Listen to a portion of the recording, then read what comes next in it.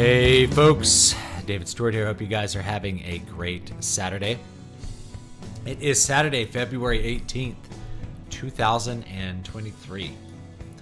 I'm fixing to go on a little vacation next week. I should be back on Saturday to stream and should have some content to put out in the meantime as well. So that should all be good, and I hope you guys will forgive me if I don't respond to a lot of things for a week because I'll be out of town. That's how those things work sometimes. Okay. Kill the music here. All right. So what I want to talk a little bit about today is genres. Genres in fiction, but really, I guess genres in a bigger sense. Science fiction is a subgenre of fantasy. Now, this is a statement which is technically true, but which will raise the hackles on lots of people who are science fiction fans. And the reason is because they don't want to think of their science fiction stories as fantasy, because they think fantasy is a bunch of gobbledygook, and they imagine their science fiction stories are full of science, which they aren't. They're full of magic. The science in science fiction stories is actually a form of magic. It's imaginary technology. And so saying that the magic in a story is from technology doesn't magically make it not magic, right? It functions exactly the same way. You tell the same sort of stories in fantasy as you do in science fiction. You may have certain like hard sci-fi bros say that science fiction is about how technology affects man or something like that. They'll give you a thematic explanation about science fiction. And that might be true, but fantasy is also about how magic affects man, right? And the deeper human level themes can occur in fantasy or science fiction. Now, I say that as an author who writes fantasy and who also writes science fiction. Like, I write both, and you're really telling similar kinds of stories, but you are changing the framework of what's possible, right? So in Prophet of the Godseed, which I don't know, I have a copy around here somewhere. I brought some books to plug. Prophet of the Godseed. So this is one of my earlier books, not one of my more popular ones, but a lot of people have affection for this book. So Prophet of the Godseed is about like a group of space colonizers that come back to a planet after thousands of years, and because of time dilation, you can't travel faster than the speed of light. 2,000 years have transpired since they were last there, but because they're traveling close to the speed of light, time slows down. And so they haven't really gotten much older, but a whole bunch of catastrophes have happened on the planet since they were last there. So the thing is that I don't explain how a drive is going to work that gets you closer to the speed of light. And there's a scientific idea there, which is time dilation. But yeah, I'm basically using magic to get there, which is the drive. And then there's also kind of like a Stargate-like technology that lets you move near instantaneously between worlds once you have put a Stargate on a world. The problem is getting to that world takes maybe hundreds of years of fairly fast travel to get there. But that's kind of how I set up the technology that's here. And then, I include, there's things like weapons that do weird things, and all that stuff is present in this book. But because if it was actually science, then I would simply build an engine that could make us go to Alpha Centauri or wherever, and just do that, right? If we had the technology to do that, we'd do that. So because we don't have the technology, it is imaginary. And how it functions in the story is the same as how magic works in a story. This is also a broader idea, is that science fiction does not necessarily have to be about the technology, even when you use technology. Voices of the Void, which is one of my more, I guess, popular books. Let me see if I can find it. Voices of the Void. One of my experimental 2-hour books, which I'm going to put out another one very shortly here. So this one has technology in it, but the technology is just kind of part of the rule set for telling a horror story. what's in essence would be a genre horror story, except the setting is a science fiction setting. So I talked about this in the video on settings from years ago. If it's set in the future, it's like a science fiction setting. It's in the future, new technology, spaceships, that's a science fiction setting. Is it fit into the science fiction genre as people put it on Amazon? Maybe, maybe not. And so my bigger argument here when I say like science fiction is a subgenre of fantasy is that people who are fans of a genre like to have narrow and fragile definitions of what a genre is because they enjoy the tropes and the fact that the genre tends to reference itself. And they like a more insular approach to a genre that makes it more special. If sci-fi has a really small window of what science fiction actually is, then you're more special for liking science fiction. It's the death metal effect, right? If you spend time with metalheads, you may find them that they say, hey, this like Carcass isn't a death metal band or something, which would be insane. But there's people who will argue things like that. So the death metal effect is that once you have an established genre type, the tendency of the fan base is to want to make it more and more insular, to exclude more and more people, to make the genre more and more special and more about itself, rather than having a wider and more robust definition, which would include everything that should be in the genre. And will exclude things which are not in the genre. I remember people getting upset that South Park called Slayer a death metal band.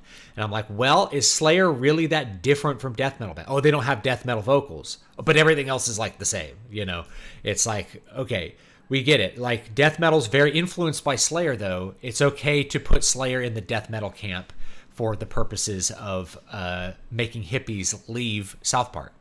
It makes total sense. So really, science fiction and fantasy are all one large genre or genre group that has to do with fantastical stories which could not happen in real life. This is honestly the most robust definition I've had of fantasy, and I got it out of a children's literature book that I was teaching my son. They were trying to get you to identify types of stories, and one of them was fantasy. Fantasy includes things that can't happen in real life. So talking animals means it's fantasy. And this is simple, like kids can understand this, but it's a really robust and accurate definition of what fantasy is. Fantasy includes things that can't happen in real life. So spaceships, well, we have spaceships. We don't have spaceships that can go to Alpha Centauri. So if you're traveling to Alpha Centauri, it's science fiction. Obviously, it's not going to be a realistic fiction book. Because we can't travel to Alpha Centauri. It's also going to be fantasy because it involves magic. You have a magical star drive that makes you go to the next star. It's just as magic as like a portal gun. Calling Rick and Morty science fiction when you have a portal gun that lets you just hop dimensions. It's just a device that sets up what the story is. This is the thing about the warp drive in Star Trek. The warp drive in Star Trek is not a hard science fiction idea or implementation of it. It is a means by which you can execute the format of the show. Star Trek, whether you're talking about the original series or the Next Generation or Voyager, and Deep Space Nine is a little different. I have a lot of affection for Deep Space Nine. It's a little bit of a cool spinoff because it has a different focus. But these are adventure stories. They're adventure serials. Each week, Captain Kirk and Spock and company go on a new adventure in a new place. And because they can travel faster than light, because they have a warp drive, which allows them to break the light barrier and the time barrier, whatever they have, that allows you to have a different adventure each week with a new planet, new aliens, new people, new cultures, new civilizations, new setups for wild and crazy stories. It lets you have a lot of variety for your adventures. That's why Star Trek was so successful. That's why it works so well. It's a bit like a Western serial, but put it into space, and all of a sudden the possibilities explode. Well, we can have a culture this week that is literally the Nazis. We're going to literally go to the Nazi planet. We're going to have a culture that believes in just having fake wars where people step into suicide booths or whatever the setup's going to be. It lets you create some really fantastical and crazy science fiction setups that are just a lot of fun. But the heart of the format of Star Trek is not hard science fiction. It's not science at all. It's an adventure serial. It's an adventure story, set of adventure stories. It's an adventure serial. That's why the best Star Trek movies are not about the science. The very first Star Trek movie, Star Trek the Motion Picture, which I think is better than people give it credit, really is a very mid-century big men with screwdrivers, as Brian Niemeyer calls it, big men with screwdrivers kind of story. Wrath of Khan is much more beloved because it is an adventure story about revenge, and the Genesis device is something which facilitates the plot. It's something that helps the plot to occur, and is not something which is the focus. Like, the mechanisms for how it works are not the focus. It's basically magic. It makes dead planets into living planets using magic. Right? It's a giant magical device, but that's not where the focus of the story is. The focus of the story is personal. It's on the characters, and it's on the adventure. So a lot of people miss this because they kind of like how people focus on world building and magic systems in fantasy. They do the same thing. They focus on the magic systems of science fiction and think that's what the genre is about, when really these exist to facilitate different kinds of fun stories, and that's the way we need to view them. So yeah, science fiction and fantasy are really kind of the same. And if you're wondering which one came first as a literary genre, it's actually science fiction, with things like Barsoom, Princess of Mars by Edgar Rice Burroughs. So modern people, when they put a little box and say this is what science fiction is, it's like, what about what people considered science fiction to be in 1905, in 1930? It was much more like Star Wars than it is like Star Trek. Even though Star Trek is not hard science fiction, it's an adventure serial that happens to be in a science fiction setting. So we start to see that the idea of genre breaks down quite a bit. And I'm going to link a book here, if I can just find it real quick. I don't have the link saved. It's by J.D. Cowan, who, I haven't ever had him on the show. The Last Fanatics, How Genre Wars Killed Wonder. But I have shared a lot of his essays. He put together a book that includes me and Brian Niemeyer on Generation Y. So I will go ahead and link that. Let's go ahead and pull all of the Amazon tags out here. So you can read that, and that's a deeper exploration of some of the ideas we're talking about. Genres exist as a marketing shorthand, a way to connect a story with a reader who might like it. So people who like science fiction like the settings that exist in science fiction. They like the kind of stories that they typically see associated with science fiction. So if you're writing in those areas with those kinds of stories, you label your book as science fiction so that the readers who already might like it will be able to find that book. That is a good thing, okay? That's a very good thing. Is it very descriptive of what it is, though? And the answer is no, because you can have a mystery story in space. You can have a Western in space. You can have an adventure serial in space. You can have all of these things in space, or you can have them in King Arthur's court. Wherever you want to set it, it's going to change the possibilities. That's why fantasy is so cool, is that by changing the possibilities of what can happen in a story, you can create some really original plots, and some really new and interesting things can happen. And you have an opportunity to explore themes that wouldn't be easily explored in the real world kind of setting. All of those things are good. So when people are like, science fiction has to include this and that, I'm like, nah. You're trying to make the things you like into a special box that is special. And there's nothing wrong with that as a fan, but it's not that descriptive of what those things actually are or how they work, especially from a writer's perspective. These things are really the same, although we tend to market them to different audiences. I have another sci-fi book in this one, Pulp Rock, which was edited by Alexander Helene. This sci-fi story is called Farewell to Once and Future Kings. It's about musicians who were spies in space. So what kind of story is it? It's a science fiction story. It has an AI drummer bot. It's got interstellar travel. It's got crazy planets with aliens. It's got wild technology. At the heart of the story, it is a spy story. It's an espionage story. I could have told it with Soviets. I could have done this, and it could have been American musicians that are really spies for the Soviets or something, right? But putting it in space has a whole new spin on it. We get a bunch of different things that are able to occur, a lot of weird possibilities. But at the heart of the story, it's really an espionage story. It's a little spy story. So does that mean it shouldn't be in science fiction because I'm not having detailed exploration of like what it means to be a robot or something like that? You might as well ask like what does it mean to be a golem? If I took a story about like a sentient robot, this theme is actually really old. The idea of the golem, the idea of Pinocchio, right? What is Pinocchio? Pinocchio is an android story. Right? So when you tell a story about an android becoming sentient, you're just telling Pinocchio again, right? Yeah, this stuff has already been done, but you're putting a new spin on it, which makes it seem fresh and makes it seem more relevant. I think where people start to put too much emphasis on science fiction in general is they think of it as like a futuristic prediction machine that has a whole lot to say about the future because it's taking place in the future. And that might be true, but more often than not, we're seeing use of older ideas kind of in new and more interesting ways that are a little bit fresh, ways that pique the interest and grab the reader's attention and keep him reading for longer than he otherwise might have. And Pinocchio obviously explores different, humanity theme areas than something about an android becoming sentient, but the format of the plot is based, it's really similar. You're looking at the same idea. I've made a stone man. Oh no, he feels. What happens when the stone man stops being my servant and starts to feel? Interesting, yeah? Portal fantasy is just Connecticut Yankee and King Arthur's Court. Mark Twain invented isekai, guys. So, anyway, I'd like people to think more broadly about genre.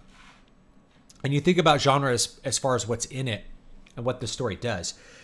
Science fiction on its own doesn't really describe a whole lot. Fantasy on its own doesn't really describe a whole lot other than it's things that can't be happening with its real life. I posted this on Twitter and someone's like, Frozen isn't fantasy. I'm like, that's -10 from Hufflepuff. Frozen, there's no way Frozen cannot be fantasy. It's a made-up country. It's full of magic and witches, talking snowmen.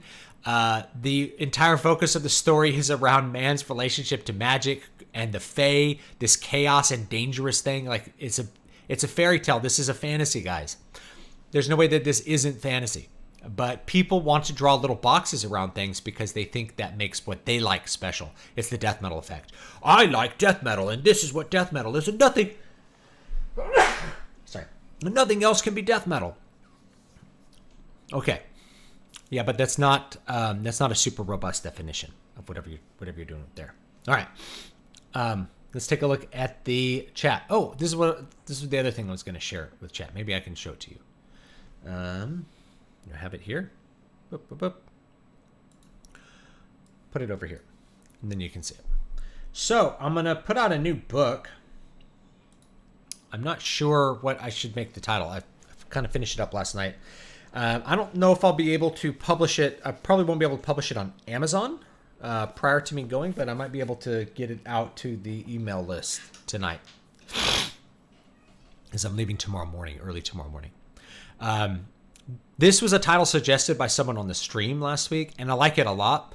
The problem is that there's already things with the name Demon Ex Machina, right?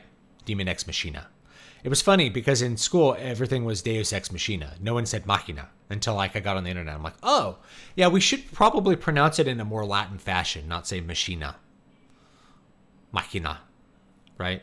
Something like that. My favorite part of Frozen is when the blonde girl iceballed the redhead girl and then her destruction skill increased to 19. You should rest and reflect on what you've learned. Anyway, so this is a really good example of a name. Demon Ex Machina. There's a game for the Nintendo Switch called Demon Ex Machina. It's spelled Daemon. And there's another book called Demon Ex Machina that it looks like a really silly indie fiction book. I'm not sure if it's a comedy or it just has a bad cover. Let's look at it. Let's look at it real quick. So pop it over here. Demon Ex Machina. So one of the problems with choosing book covers like this is here we go. One of the problems with choosing book covers is that we can end up in a position where we are using a name that's already used, and that can boost your exposure because people will find your crap next to that crap. Or it can bury you because this is so much more popular than a horror book would be, that on the first page someone could search your book by name and not get it, which means that you're really not going to be helped. Oh, here's the book. So let's see here. Thrift books. I'm not sure if this is like a comedy or it's just a bad cover with this thing. It looks like a comedy to me. So it's probably a comedy. Tales of a Demon Hunting Soccer Mom. It's probably a comedy, and it looks like it has a comedy cover. It might not be, and it might just be a really bad cover. So I don't really know. But, that's the only other book I can find that has the name. And I could probably just use that if I wanted to. I don't think it'd be a trademark thing. I don't think anyone would be confusing my thing with their thing because it's so different, right? Like the cover looks just wildly different, right? So I don't know. There's a pro and a con here, and the debate is really whether you want to use something that's already out there and kind of hope that SEO kind of carries you up with it, or you want to do something that's actually really original and anyone searching for you will be able to find it. So anyway, I'm not sure which way I'll go because someone suggested the name. I'm like, it's a really good name. The working title when I had it was like Demon in the Machine. So Demon Ex Machina is a really great name. It's a great name for the book. But I don't know. I may want to go with a more original one so that I'm not dealing with SEO overlap and also trademark. Not that I think anyone would have a trademark suit against me because you'd have to make a convincing case that somehow a typical person would be confused by the use of the trademark and would mistake the book for some official thing. And there's a whole series of books like Monster Hunter books that have nothing to do with the game that just came out after the games too, and just had kind of could cling onto that to that popular search term and show up as a book. But Capcom, as far as I know, has never had a trademark issue against Larry Correia and his co-writers with the use of Monster Hunter. And then there's another one too. I think Galaxy's Edge, the Nick Cole books. Obviously, that's a Star Wars term. So both of those are really popular terms that are really close to already established trademarks, and they get away with it, I think, because they're in a different format, a book instead of a game. But I could see I could actually see Capcom having a meaningful trademark suit against Bain Publishing for Monster Hunter, because somebody who's never heard of that going, oh, I wonder if there's any Monster Hunter books, and they look it up and they end up accidentally buying a book that has nothing to do with the IP, then they might end up going, wait a minute, what? How? I don't understand. This has nothing to do with the game. Why did I buy this? Like a regular consumer actually could be confused by that, I think. Machina is a music genre, Spanish techno. Yeah, machine means machine, right? That's what my college roommate's mom called the car, was the Machina.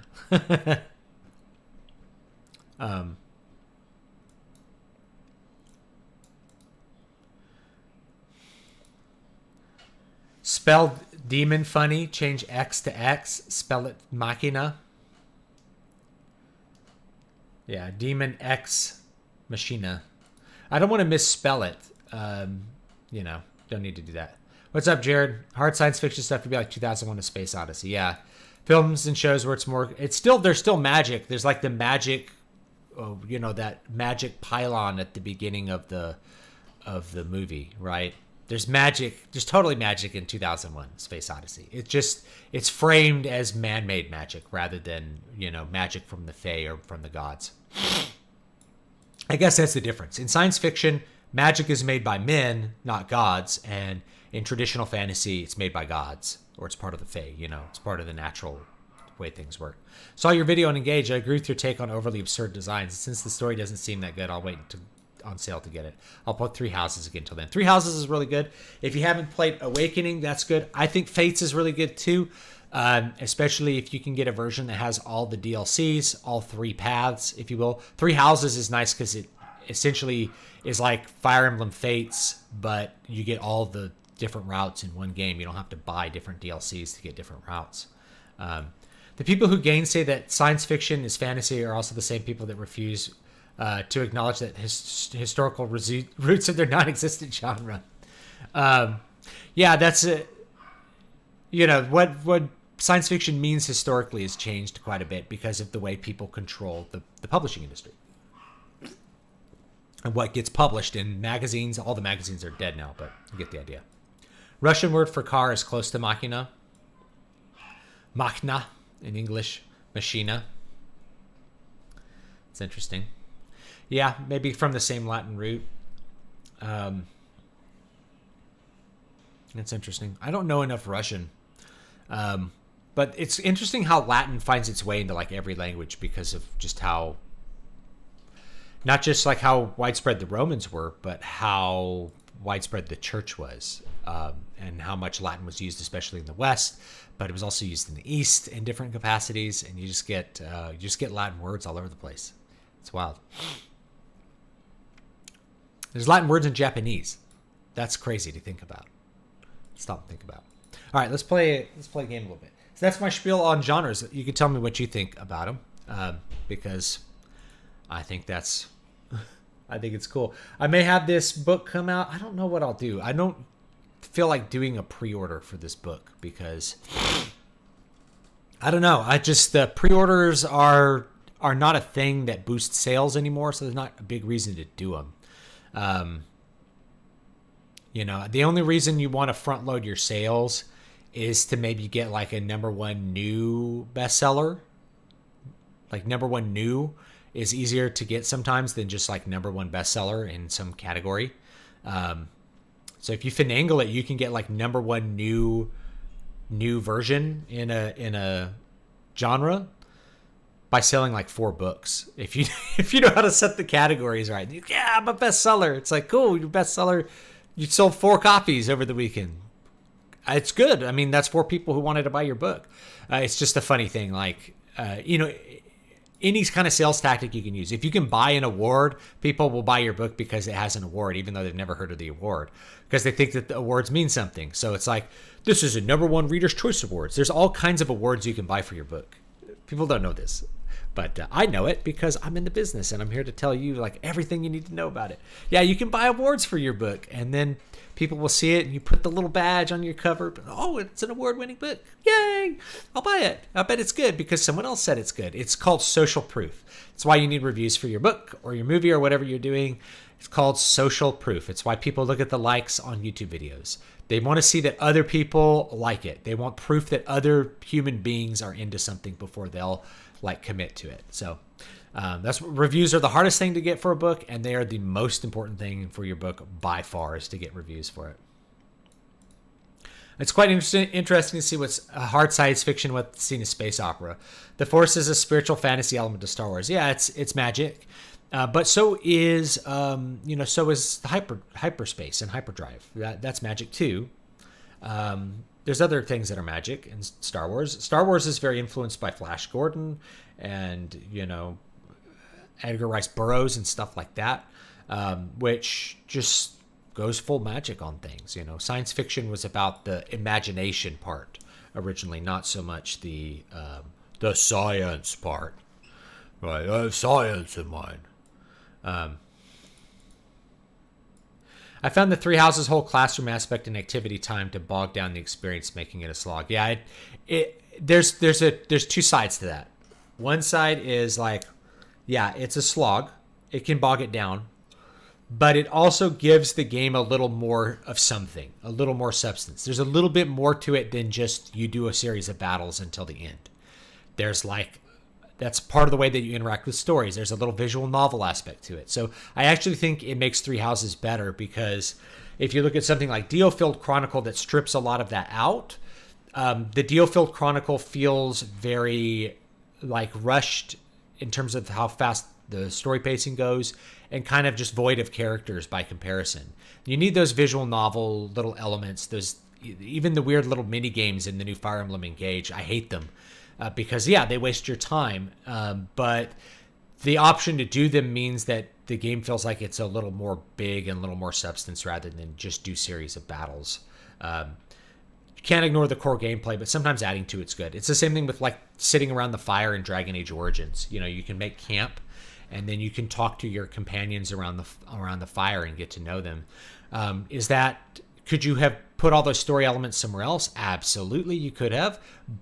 But there's just a cool aspect to feeling like I'm sitting around the fire with my party and just getting to know them and having conversations with them. It was a really, really cool aspect to Dragon Age Origins, and it's cool to have elements of that in other games too. And so overall, I think it's a plus to Three Houses. They started doing that for sure with Fates, but you didn't, like, because you had a little base you could do stuff in, but it was way more stripped down compared to Three Houses. So if you feel like that's too much, but you still maybe want a little bit of that, try Fire Emblem Fates on the 3DS.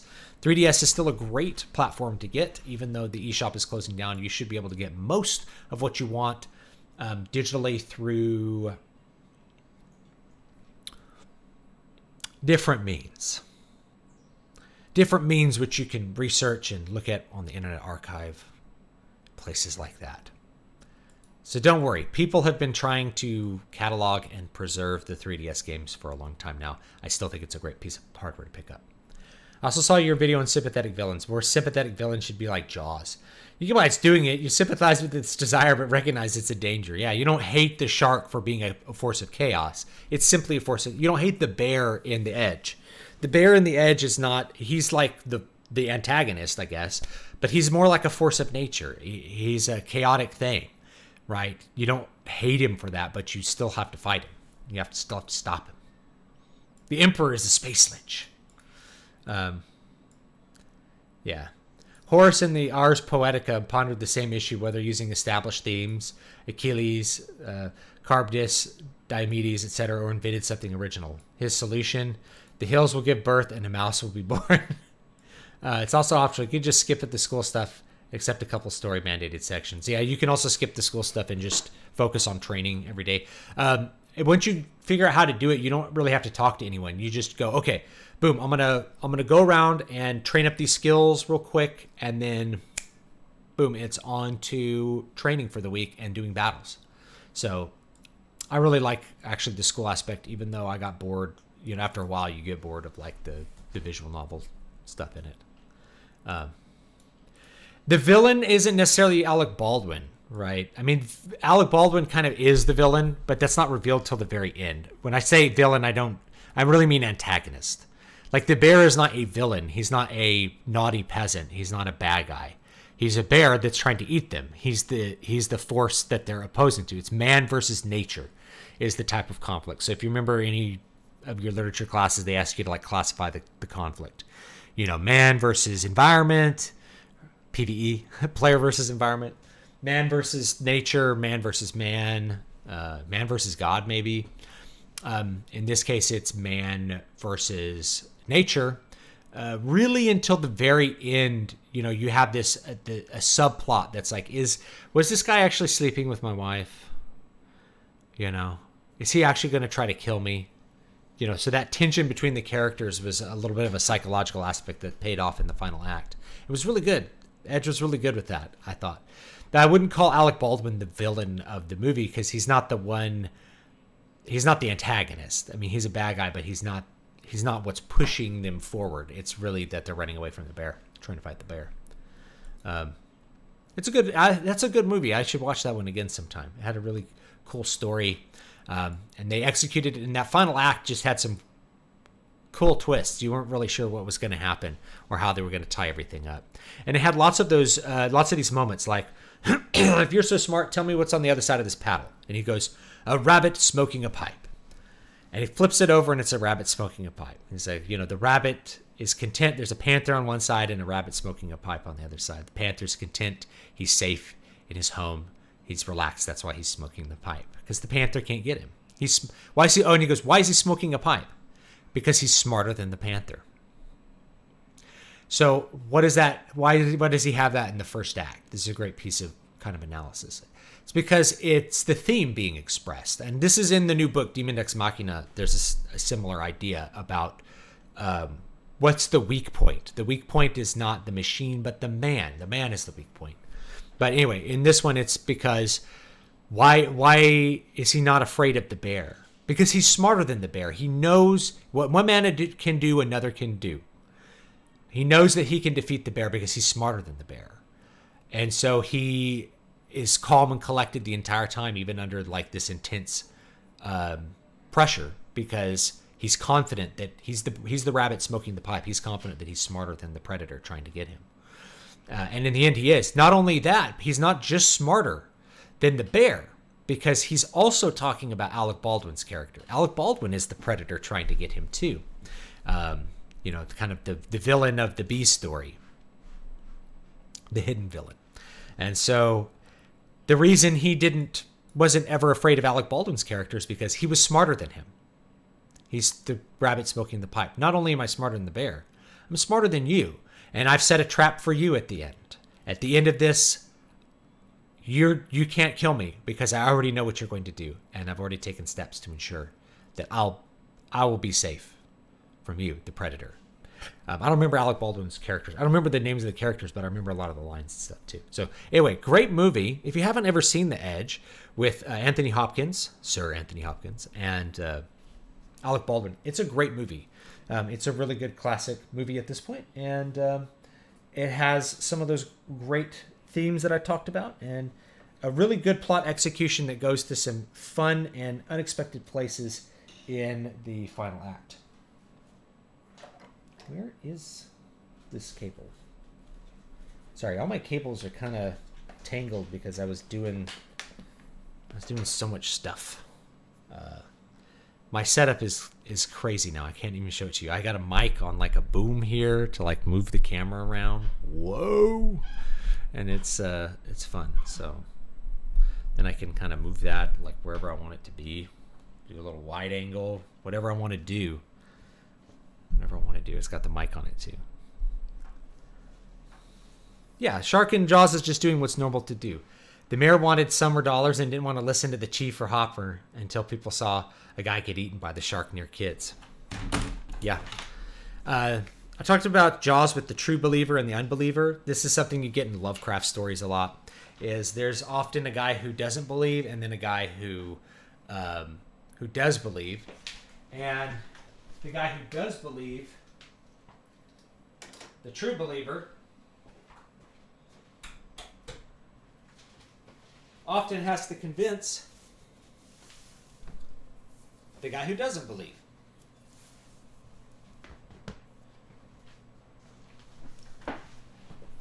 The true believer is usually safe from the existential threat because he actually believes.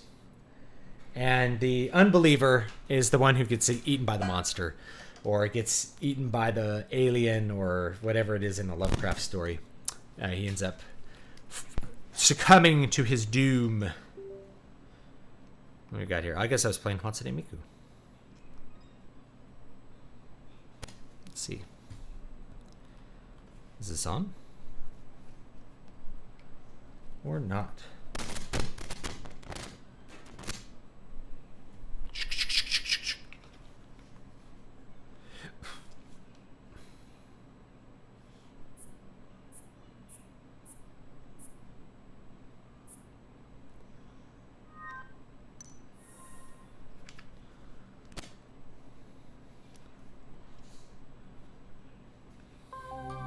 There it goes.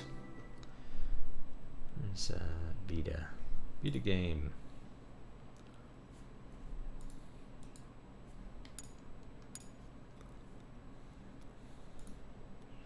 Sorry. Camera's like in the way of my interface here.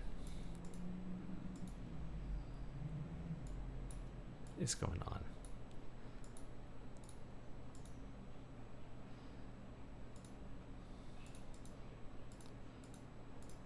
There he goes. All right.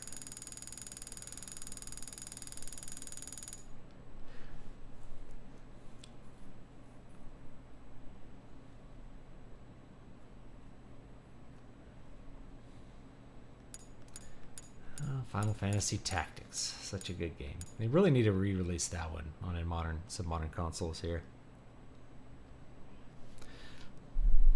Not exactly a forgotten classic because people talk about it constantly, you know, but it is a classic that more people should have access to, in my opinion.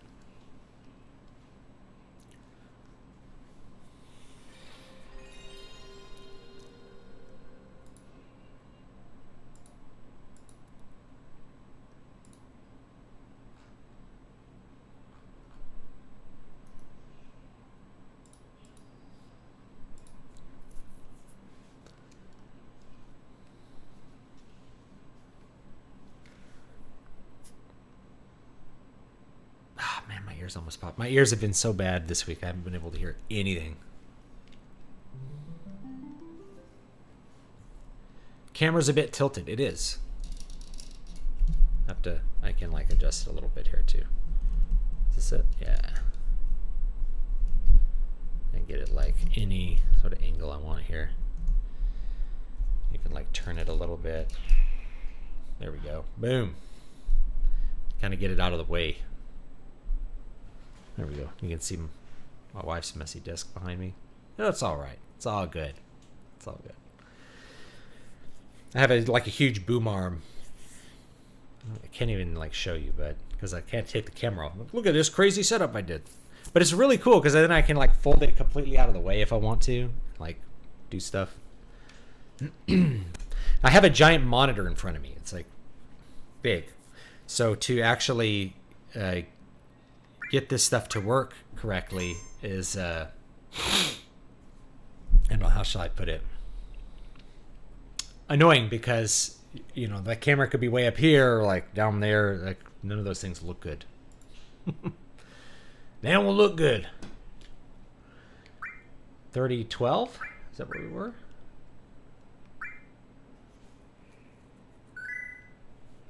I don't remember if I did a ghetto save or not, or what I did here. Been like 2 weeks. Shouldn't take as much time off of this game. I might play it a little bit on vacation. Bring it with me on the plane. I think we already did this part, didn't we? Like we already escaped. Let me see if there's a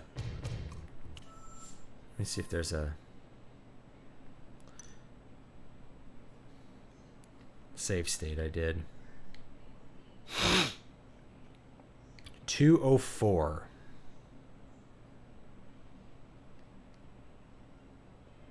That's probably correct. I think I remember now I couldn't trigger the next cutscene for some reason.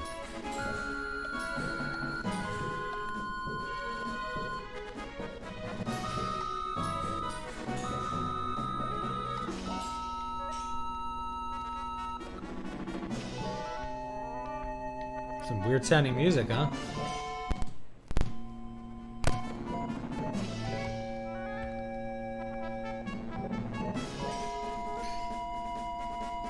Slightly awful music.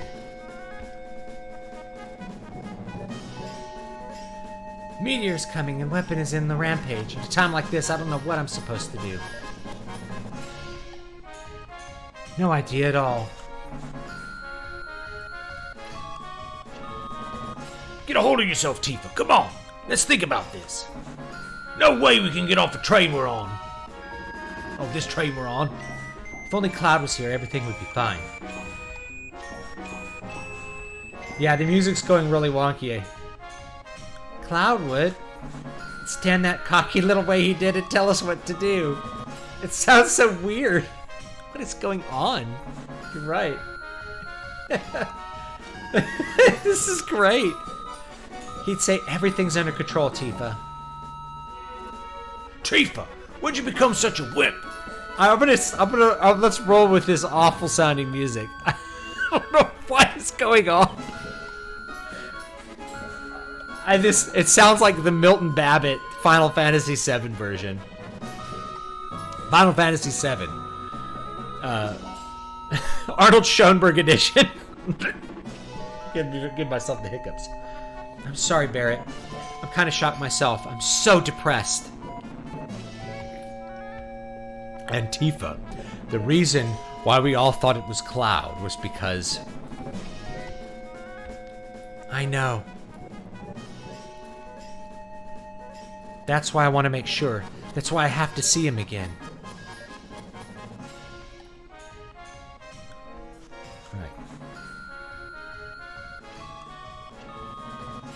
Alright. This is like awful sounding.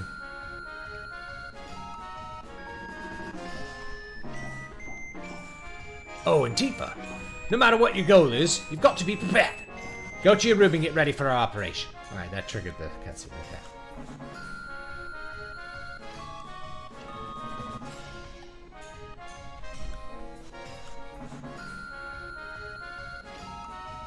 Where's Tifa's room?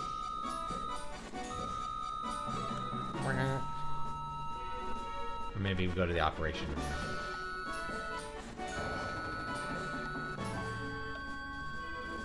Yeah, this is hilarious. Thank you for a job well done. Oh, great, I can make a party here.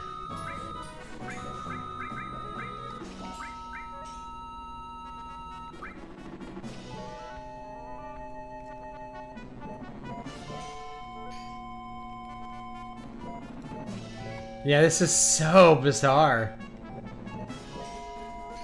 Now, what do I do? Trigger the next cutscene.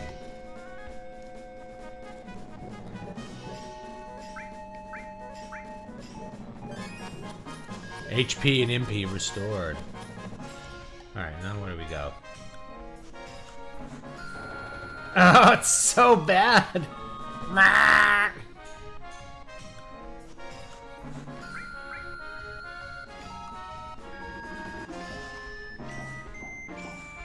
It's almost making me nauseous.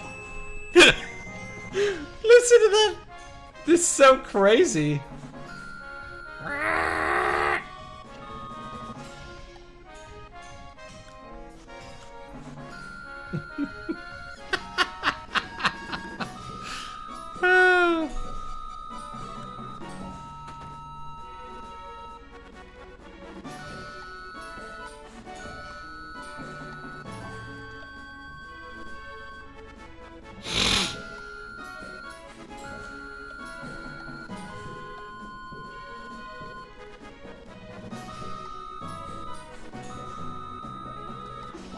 Whenever I think of Cloud, everything gets all jumbled up. No matter how powerful Shinra Hojo is, I can't believe they can create humans. And because of them, we know the meteor's heading towards us. You know, even if I saw him, I don't have a damn idea what I'd do. I want you to know that I didn't dislike him. Gotta admit, he was a strange dude. Just when you thought he was cool, he'd go and do some damn fool thing. And when you thought he was smart, he'd show how stupid he was. Everything about him, from his movements to his speech, were kind of odd. Knowing what I do now, I can see why he was that way. Well, as long as you stay alive, you might see him again someday. So cheer up, sis. Making him British today. I'll be able to see him someday. If we can find out where he is, the high wind will get us there in no time. Maybe. Cloud is still stuck deep in the North Crater, where the ground cracked and swallowed him up. Buried in the depths of the underground. Deep within the earth. Are you talking about the live stream? We're on a live stream right now. The live stream sometimes gushes out to the surface from cracks in the ocean floor. I heard that such a place exists.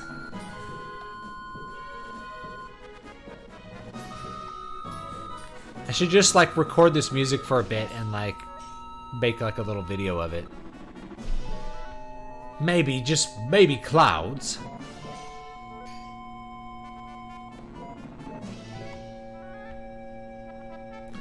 Chiptune Furnace is all VGM corrupted like this in case you ever wanted more. Alright, where do I go now? Who do I keep talking to? Just signal when you're ready for full speed. Yeah, maybe we should just, I'll just like mute my mic and we'll just listen for a minute.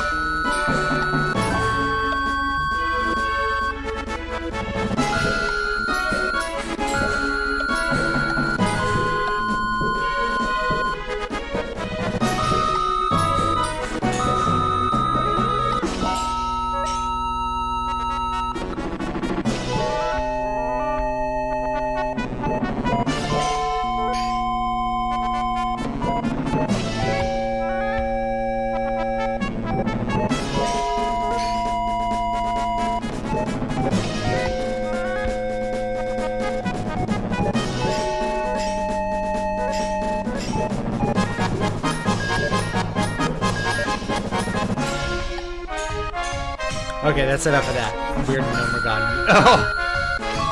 Nomergon music. It's like Nomergon, but on crack. We're going!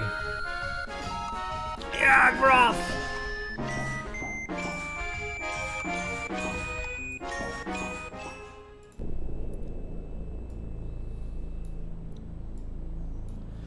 Alright.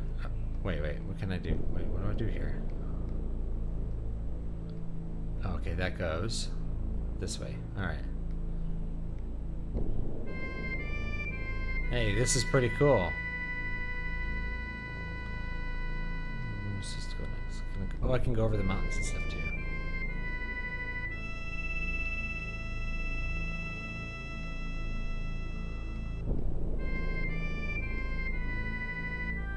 Now this sounds okay.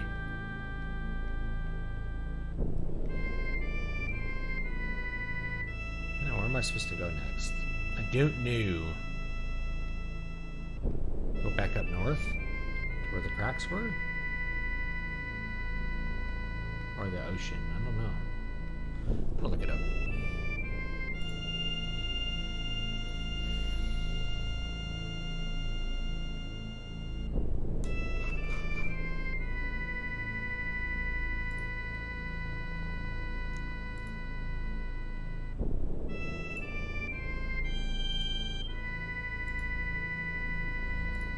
Did all this.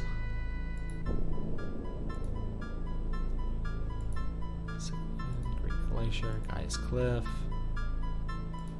Did this. Junon, okay.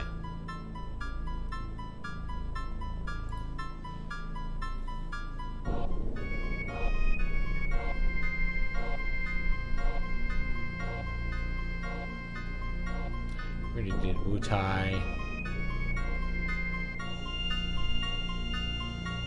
Okay. This guide says there's a bunch of things that we could do now. Yeah, the save state messed something up. I'm not sure what. Like what it messed up, so it's alright. I think we can go over to Cosmo Canyon. And I think they give you something there. Before we just go on like a full cure materia. Where's Cosmo Canyon?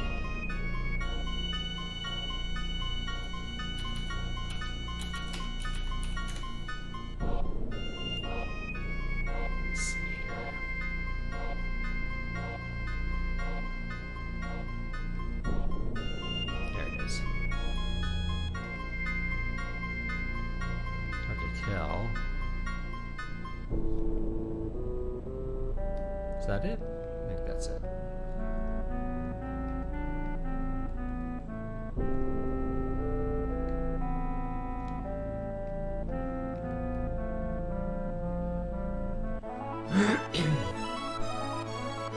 Everything else should be fine now. It's likely the save state messed something up, yeah.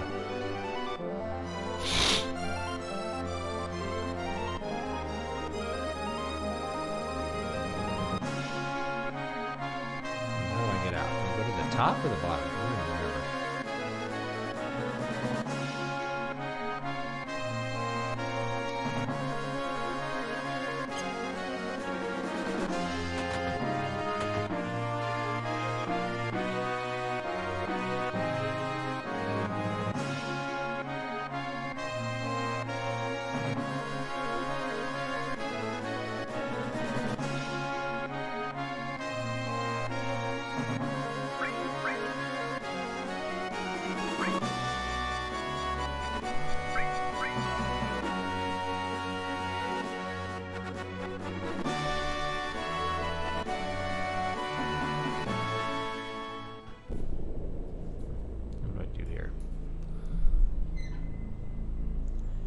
Medial is the next one.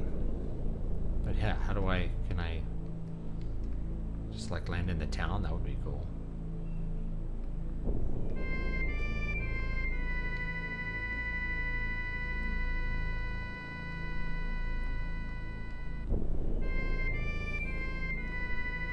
How do I get off this ship?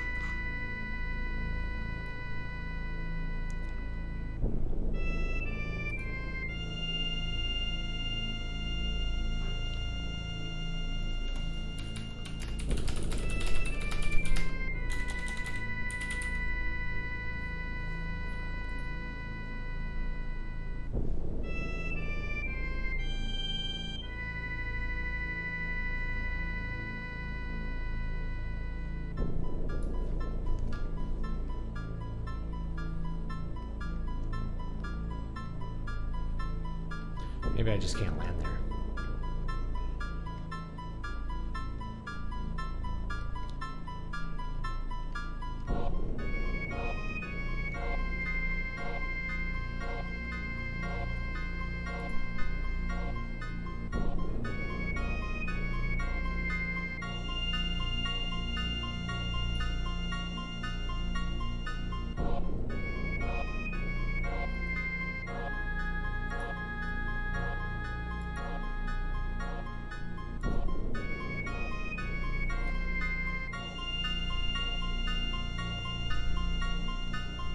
Maybe I just can't land here. Let's take a look. Maybe I can land here. Yep, that's it. It has to be grass.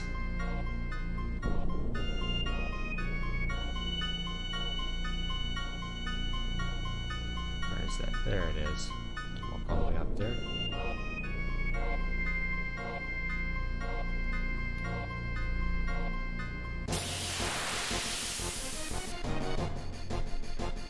There we go. What if we get higher level monsters? What do I want to do? Ah, miss.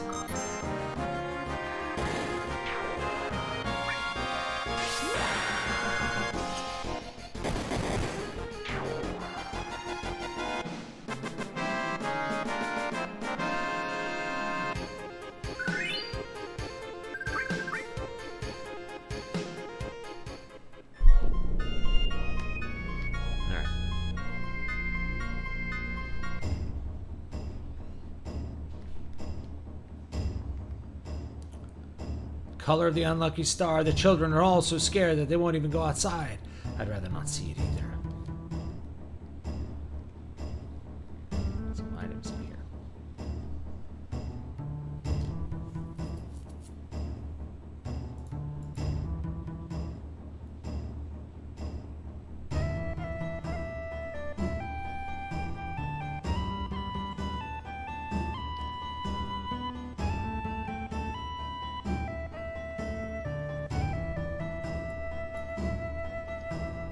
good to buy.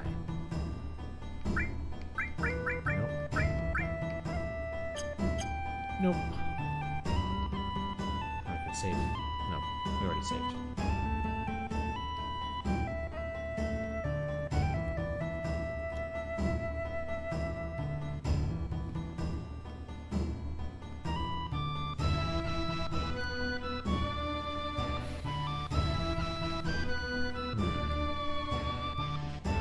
Just gotta look around a bit. A crow would sound like a canary if you heard it after that awful piece. Yeah, that was pretty bad.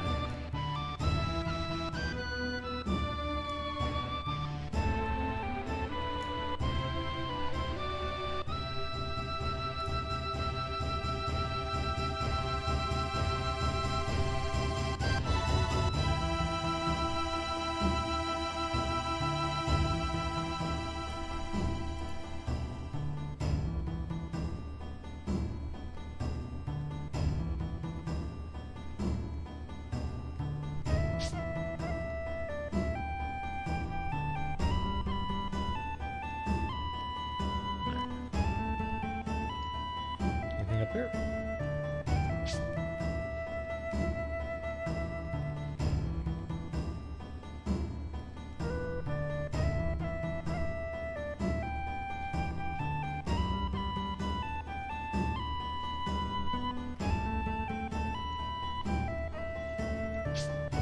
This is not it. The Final Fantasy is a great example. It's like, this is a science fiction story. You know?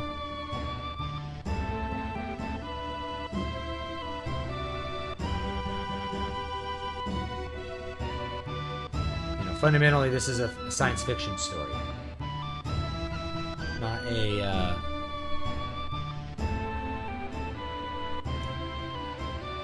not a fantasy setting. It's not entirely fantasy setting, but really as a subset of fantasy.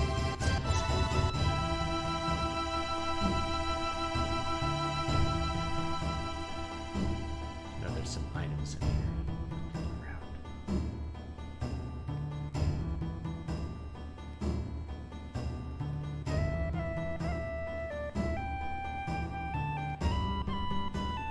If there's anything up there.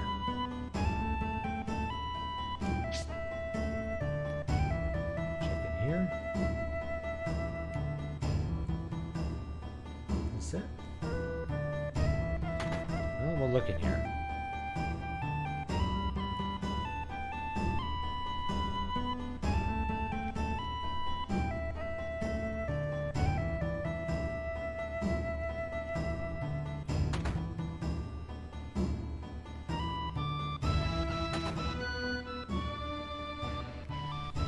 Here's this guy. Oh ho ho! No time to be humming now. The planet is nearing imminent death. Where is Cloud? Wasn't he with you? That's why we're here. Cloud has... I see, Cloud has... It's true that there are several places on the planet where life stream is gathered, but most of those places are below the surface where humans cannot reach them. There's only one place, an island floating in the Southern Sea. What did you say? I haven't left here in years. No good. I can't remember.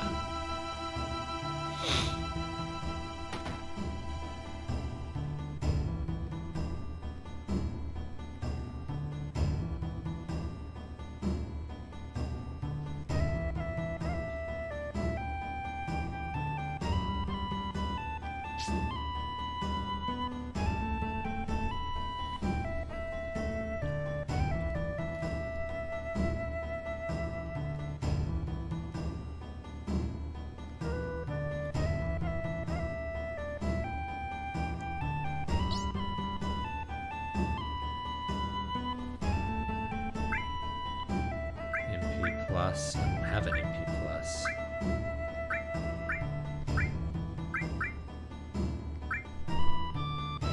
I'll go buy it. Let me get one. Have one if we need it.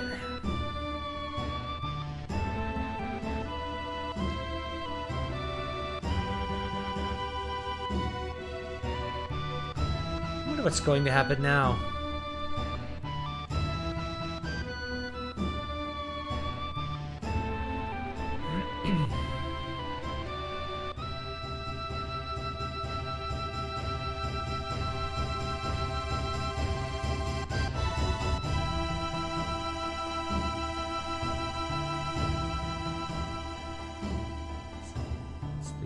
shop.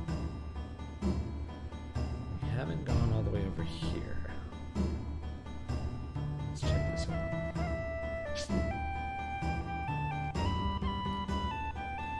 I haven't played Steins Gate visual novel. I think I might have it though. Of course, store's open.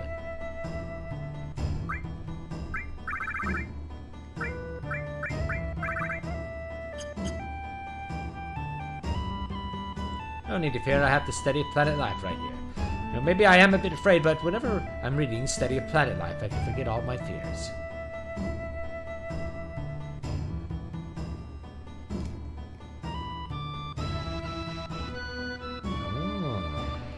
Here it is.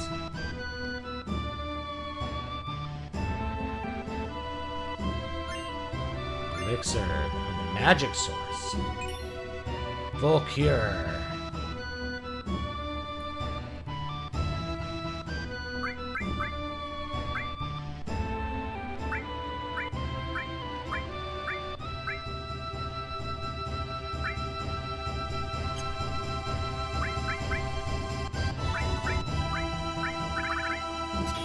Full cure. You have to actually level up full cure somehow to get anything to happen.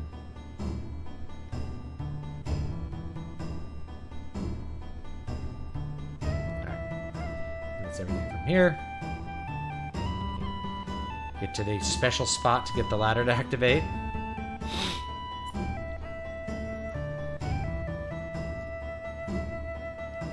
Off to the next land.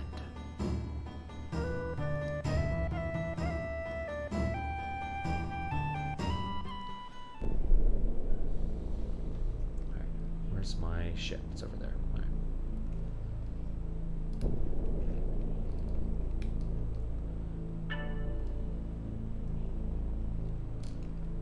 All right. It's texting me.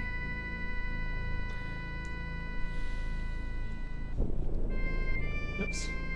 There we go. Yeah, that's right. There we go. All right.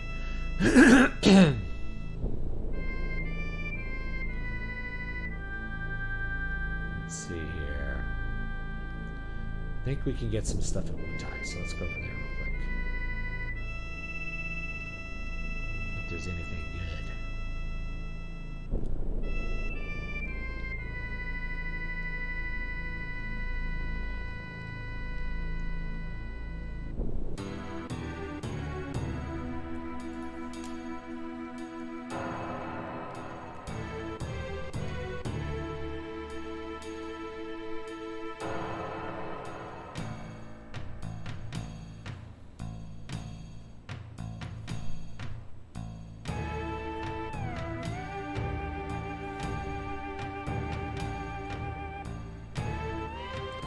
Alright, I think we can do like a little gauntlet or something at the Pagoda.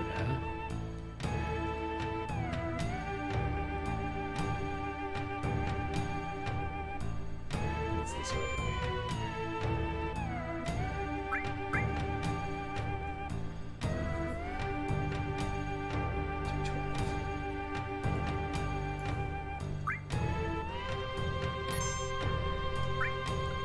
Like, I think I have it on the Vita. I have Steins Gate. I have a lot of visual novels. I was really wanting to do one last year, and maybe I'll do one. There we go. Maybe I'll do one this year too, depending on what time. I have so many projects I gotta tie up before I feel like I can justifiably jump into doing a game. Pretty excited to do more music too. I have so many like irons in the fires. It's hard to keep track of them all. And I really just need to focus. Like, to do a game, I got to really focus on that. And to feel comfortable focusing on that, I have to have a lot of my other business stuff already like tied up and doing well. I need to be making money selling some books as like passive income before I feel good just jumping over and doing a game, because it's so much extra work. Miss Yaffe, will you be climbing the Pagoda today? Yeah, that's it. Then I, Sacred Gorky, will be your opponent on the first floor. Yo, they call me Shake. I'll be shaking your fight with Gorky. Then begin.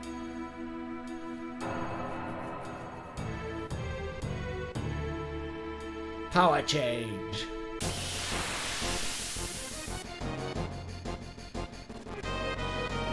Whoa.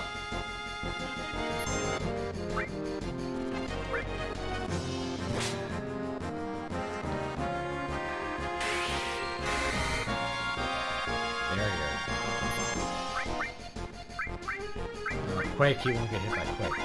Comet! There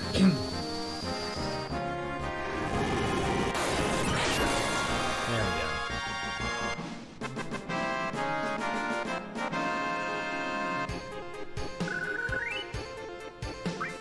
An X potion, that's pretty sweet. Here I am, Monsieur. Of course. I thought you were just a wild girl, but you handled that pretty well. Well, we'll see how you do on the next one.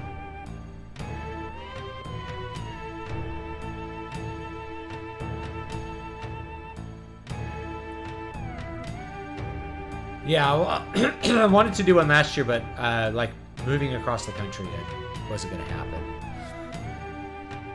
I wanted to make a visual novel, which is not, I mean, it's a game, it's game-like. But it plays to my strengths because I can do at least 3/4 of all the work by myself. I can do all the music, I can do all the writing, and I can do a portion of the art, but I'd probably hire a legitimate artist to do some of it. Specifically like the character stuff. I could do it with AI. Like, people would hate that because it's like, whoa, hold on, listen this up.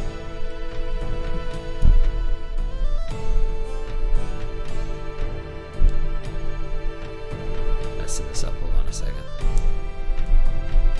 People would hate that because they hate AI right now. And they're like, no, AI aren't bad. But you could do a big portion of it with AI. Like, I could do all the backgrounds or something with AI probably without any problem. Just do like the backgrounds. Who's next? Now you have to stay and repair his roof since you made a comet fly through it. Are you blind? I'm right here. What? I gotta fight a punk? Ah, punk. I'm more of an adult than some bimbo girl. You bimbo. What did you say? See what I mean? That kind of anger is what makes you so immature. Don't pat yourself on the back until you beat me. Now watch. About the only thing you really do good is breathe. Sure you're brave enough to fight? I forgive you. So when it comes down to it, you're just all talk, brat. Oh. Do I have to fight him? Alright, stop yapping. I have to go. So finally got past Gorky.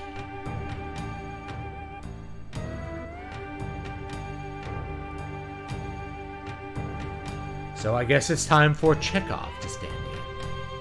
Here I go, brat. Speed change.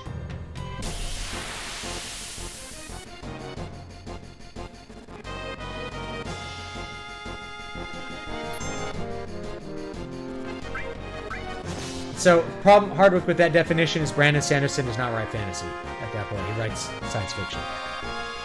Which is why I like trying to cut little, very clear lines around this stuff, I think is... I get why people do it, but it's slightly counterproductive.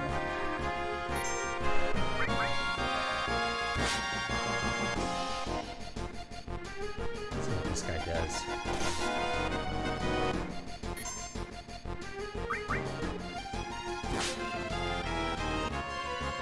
Rage Bomber.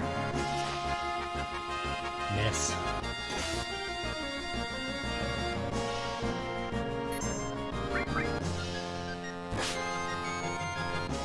Try like Quake or something.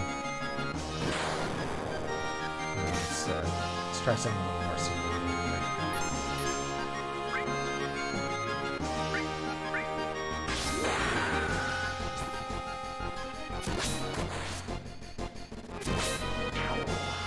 There we go.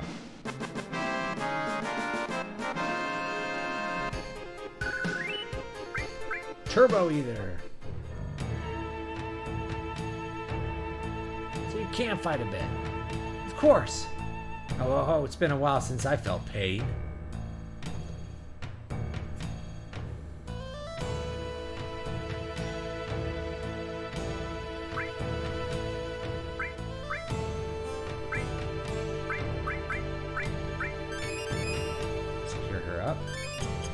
each fight.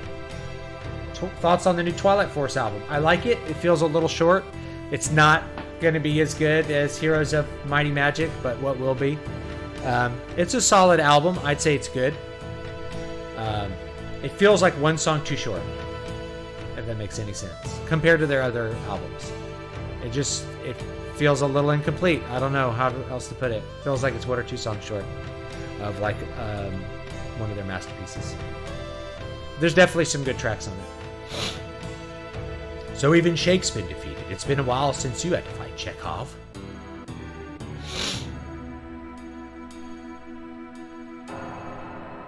Production's good. Songs are good. Melodies are good. Lyrics are not as good as they were, but they're still okay. You know, they're getting a little too much into the full-on cheese and not as much like really inspired by classic fantasy stuff.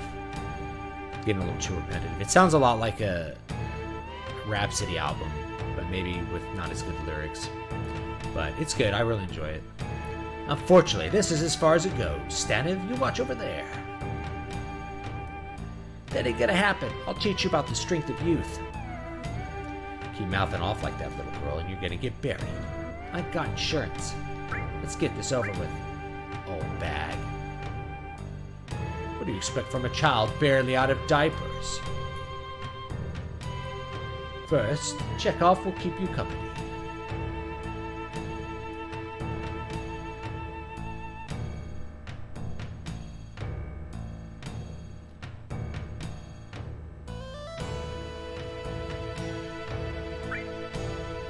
We have to click I got insurance. You see some of my sacred magic. Magic change!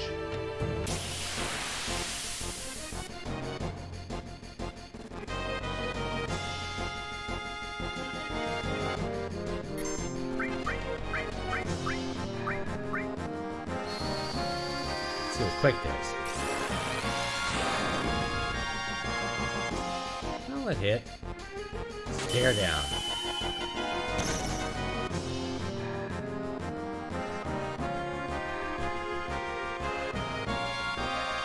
A stun spell. Are you familiar with the Guardians of the Galaxy Volume 3 poster controversy? Is it that What's-Her-Face doesn't have breasts? Gamera or whoever? Yeah, I think they made the android character lose her breasts. That's what I saw. Which kind of sounds par for the course with, I don't know, with those thinkers.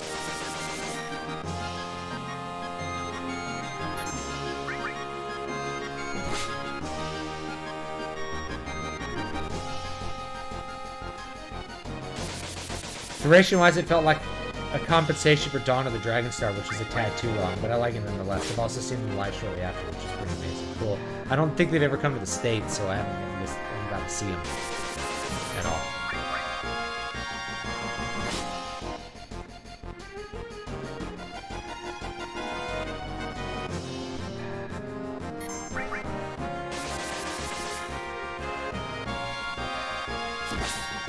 There we go.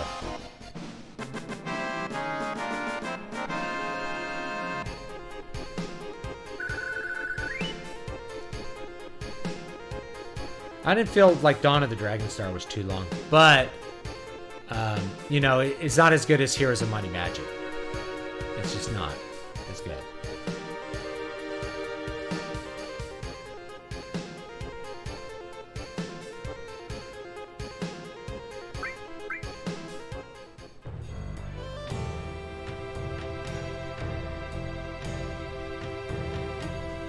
Alright. League, you beat me.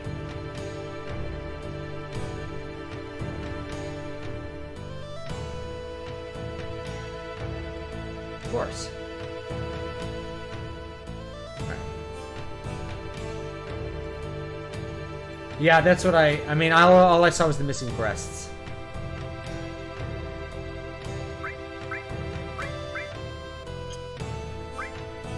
Let's see what materia. Magic plus comic. That was good. Restore all. You know what we could do is... Let's see if I have a counter. Do you have counter? Plus. Enemy skill.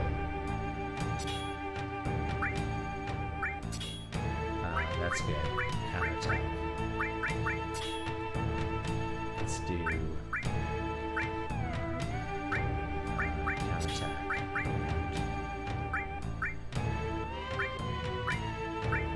Need all for this one, so we'll just do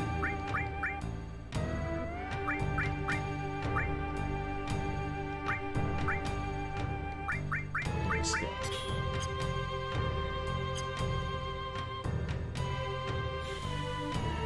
You like the new singer? I don't like him as nearly as much as Christian. I liked him in Luca Turilli's band.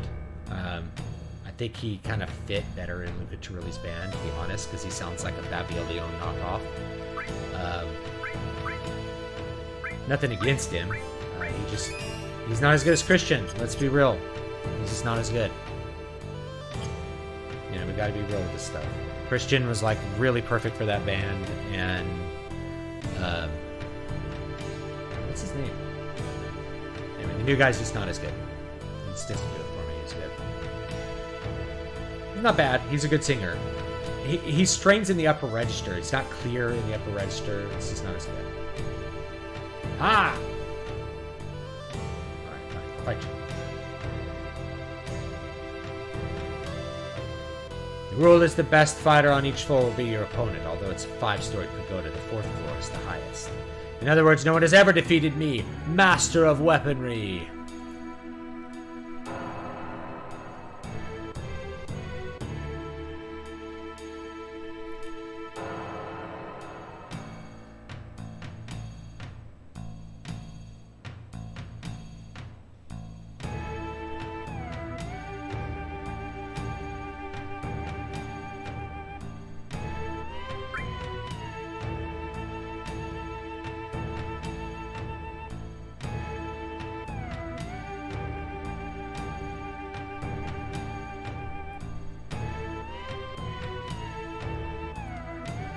Alright, let's try it. Weapon change!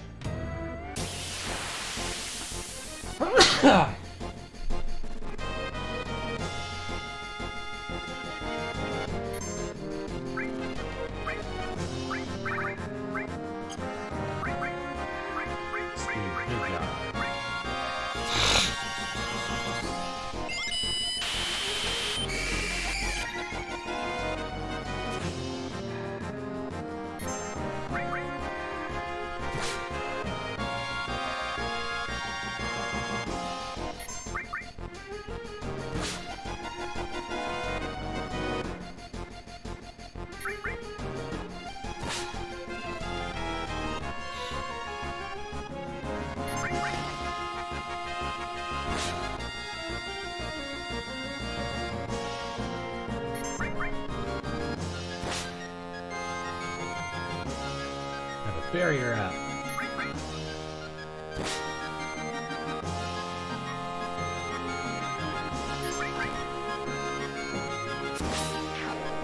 Oh, that was easy.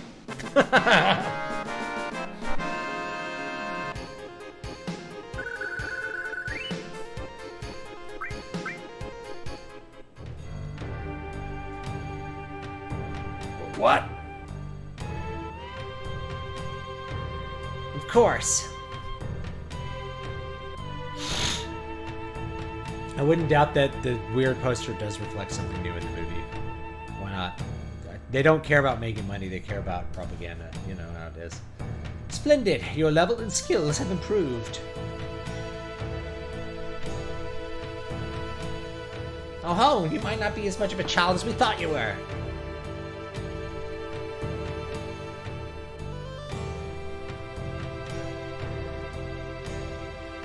Alessandro, or Alien is his name. I actually like him a lot. Christian's range is surely more impressive, and sometimes he felt like he was overdoing it, mainly on the first record. The first record has like some crazy eye range. But it's mostly not Christian's range, it's his tone. It just cuts through the mix much better. It's much clearer, it's much more metal. It's not as... Alessandro Conti, I think is his name. He sounds like an opera singer pushing into the upper registers. and it just has a different tone when you get up into, you're singing above your A, above an A. Anytime he goes above about an A, his tone starts to get really thin and weird. Whereas Christian's was just like piercing. He sounded like Rob Halford, you know, in a good way. Of course, we lost to her. So I like him. I think he's a good singer. Now you have to face him. But I don't think he's as good as Christian. And just the band doesn't have as much power behind it with him. It just doesn't. It sounds more like trying to be Rhapsody and less like Twilight Force. If you're hearing doing any better again, yeah, I can't really hear right now. Very good. My left ear, something's weird with it.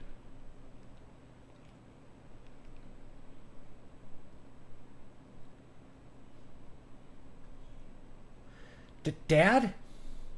I'm glad you made it this far, Yuffie. But why are you... I'll answer you by having you try your skills against me. Come as if you're trying to kill me. If you don't, then I'll have to kill you. Hey! What are you doing? Omni change!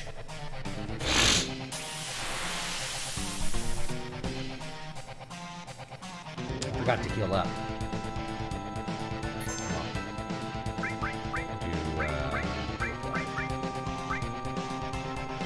Drain.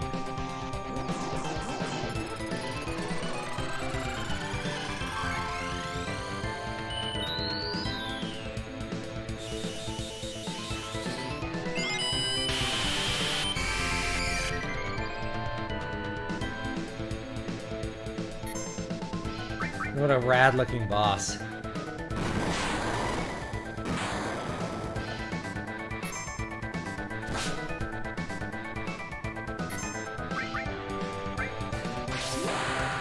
Probably should have used the heal.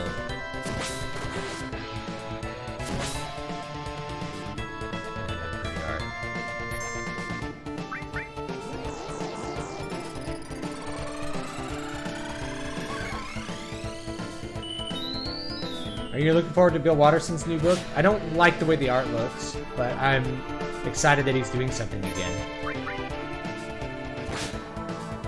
I do think that is very exciting.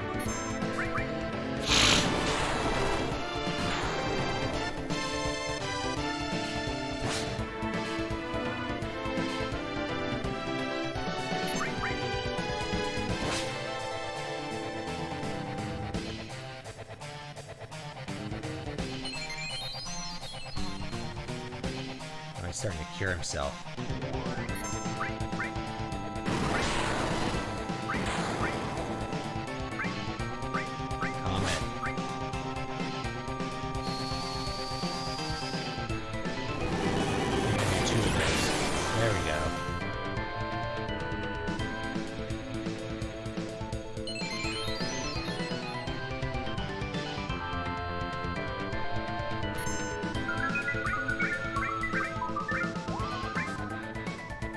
Oh, he put me to sleep.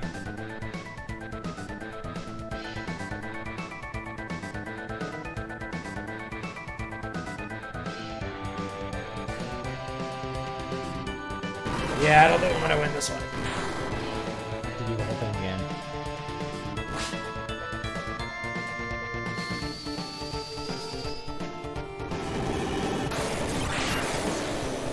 Nope, I won. Woo!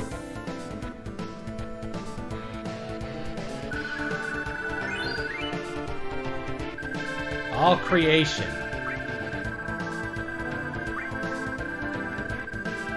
Look at all the gil. It's just like watching it fill up. Look at all the money. It's like 50,000.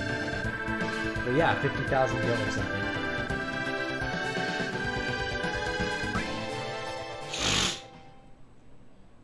Pretty sweet.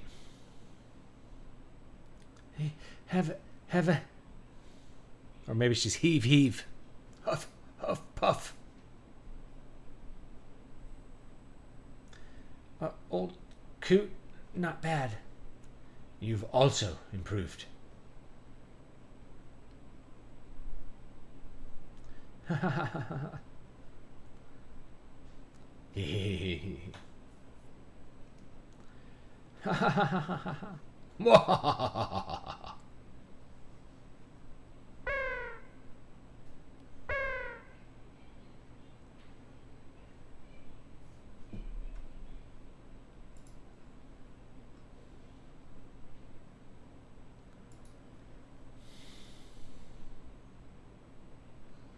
It's time I gave this to you, Yuffie.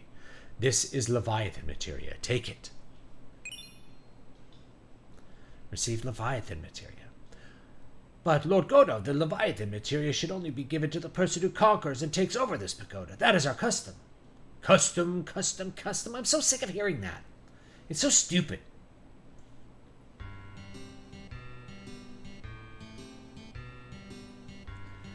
Silence, Miss Yuffie. What about the rest of you? You have all that power. Are you satisfied being cooped up in this tower? Yuffie. You too, Dad, just because you lost the war. And turning Wutai into a place like this. What do you want to say? You turned Wutai into a cheesy resort town, peddling to tourists. How dare you? The Chow statue and Leviathan are ashamed.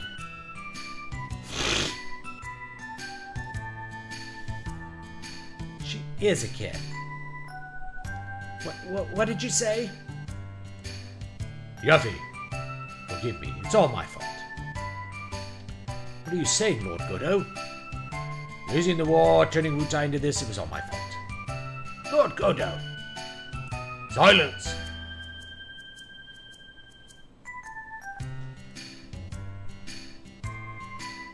Yuffie, I am the same now as I was before we all wanted the war, but after I lost the war, I began to think, is strength only for defeating the enemy? Or just something to show off to others? Might begets might. That's the same way as the Shinra.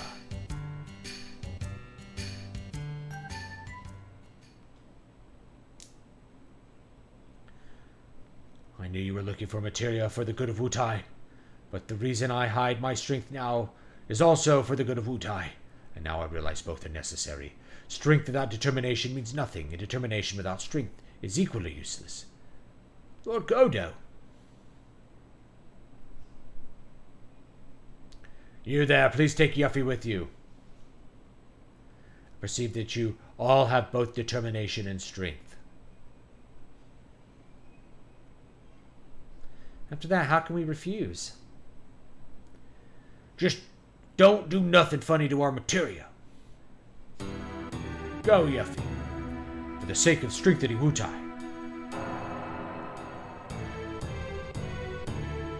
Dad. I'll take care of the 5 sacred gods until you return. Go and come back alive. Of course.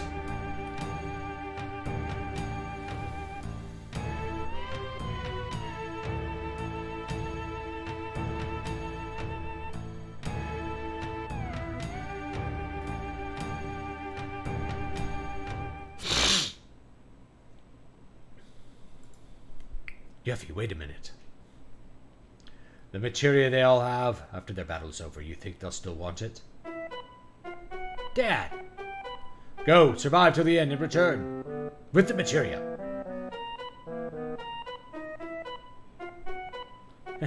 you bet.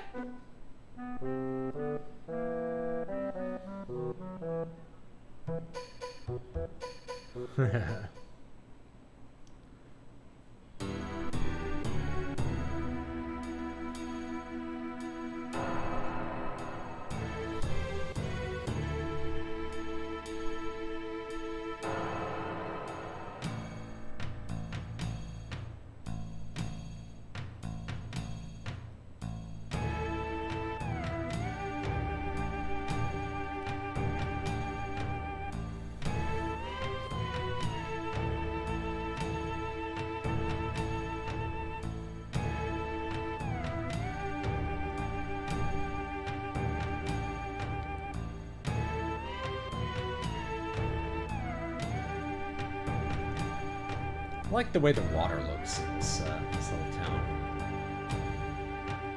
It's pretty cool.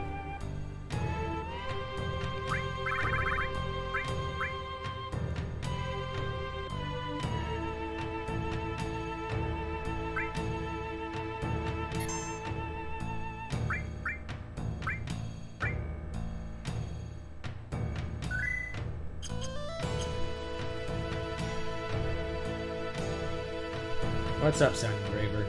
Just relaxing. Wanted to one of the things I wanted to do this year too is bring more like maybe do like a live performance stream, do more music.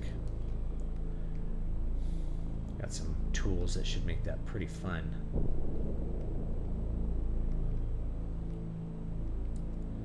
All right, let's see where we go next.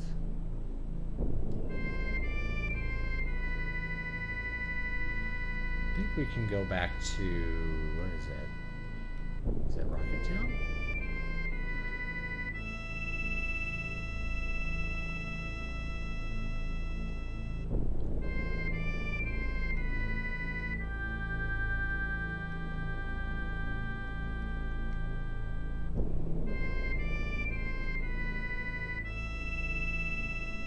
This is it.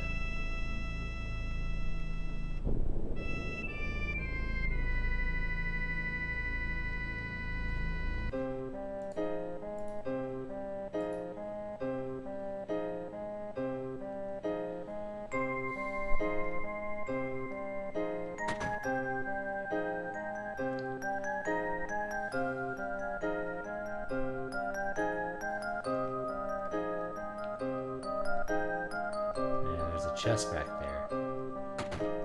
Uh-huh. Fourth bracelet. There we go.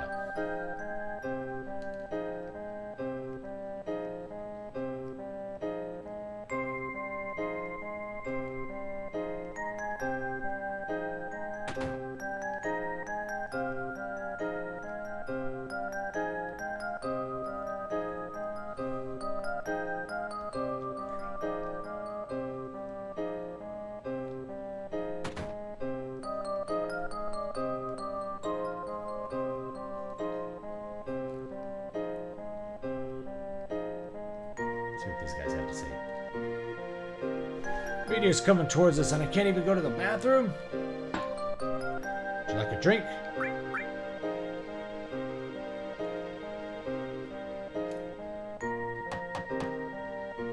I'm in here.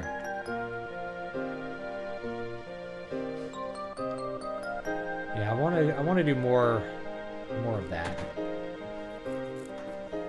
Have some ideas for how to pull it off with like looping and stuff, or kind of what I'm imagining.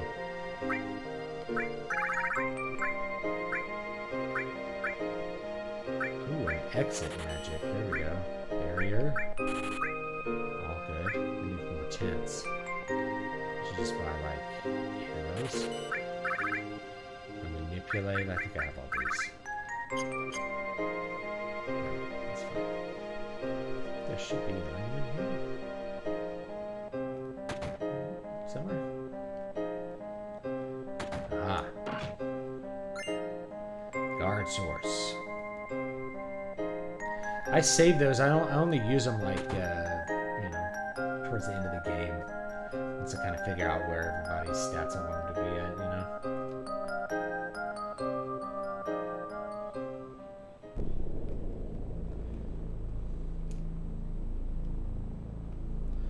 All right. Let's see what else we got here. Back to the first continent.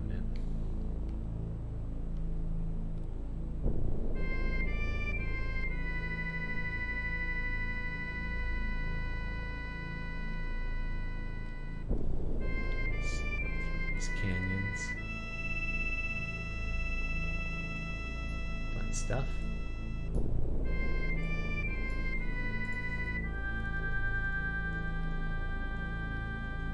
Oh, you can see kind of where they did the skybox here. Kind of goes like right up against the edge. Fun. Looks kind of weird when you get close to a mountain.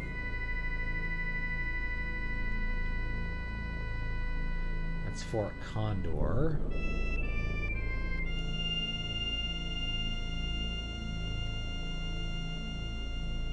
That's the Chocobo Hut.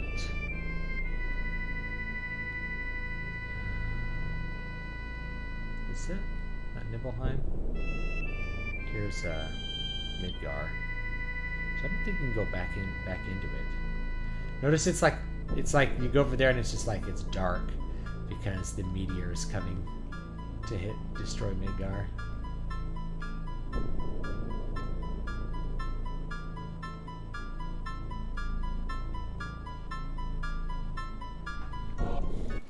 Yeah, guitar in Appleton. That's the idea.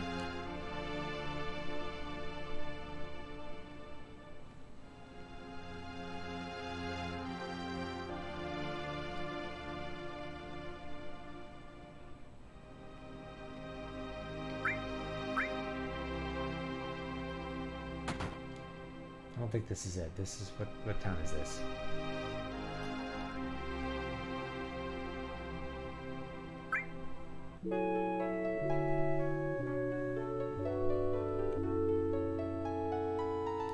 I've heard multiple YouTube. I'm still not gonna watch any more Star Trek. I'm not watching Picard season 3. They shouldn't. Nobody should have watched season 3 after season 1 and 2. They shouldn't have watched it to begin with. No one should be watching these dead IP shows. You know, I mean, I might talk about them just like I might talk about Rings of Power, even though I didn't. For like Machiavellian reasons, like to sell. If I have a science fiction novel to sell, maybe I'll talk about Picard.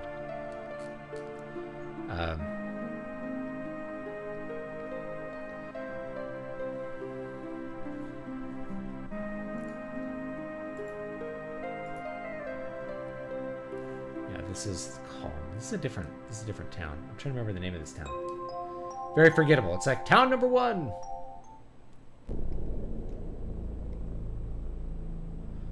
Let's see, maybe it's this way. Chocobo Hut. That's Fort Condor. It's the Chocobo Hut.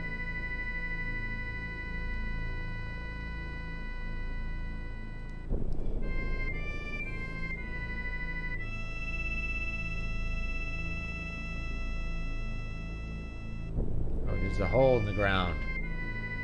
Oh, that's cool.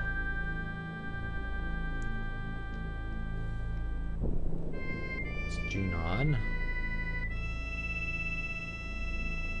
There's Nibelheim. I have a map.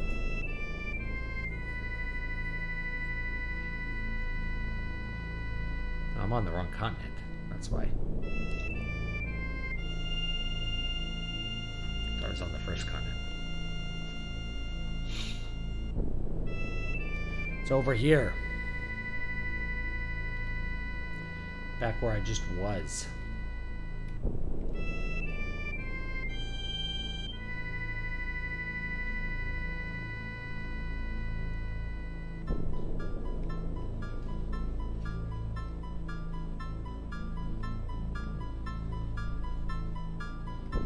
That cool waterfall.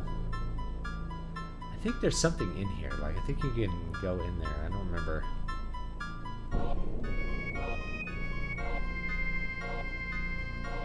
There's no one. David Stewart over Patrick Stewart. I got nothing against Patrick Stewart. He's just doing a job, you know.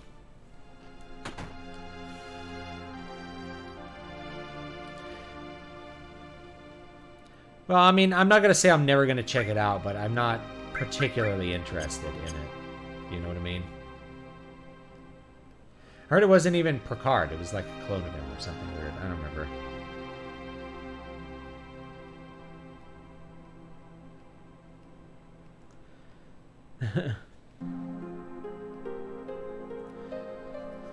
How can you shop at a time like this? What? Me in business? Don't worry, it's alright. I get paid by the company. My real job is to protect the secret of Nibelheim. What? Secret? We don't have a clue, but it's alright. It's all over anyway. The end, the end, the end. Yeah, even as we speak, meteor. The end.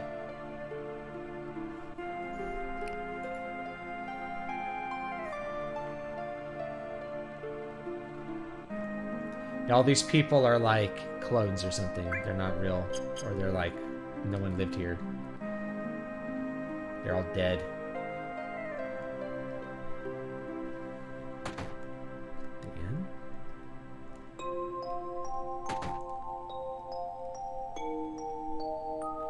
This weird little soft... This music reminds me a lot more of the 80s than the 90s, but this game is from the 90s, so it's hard to say.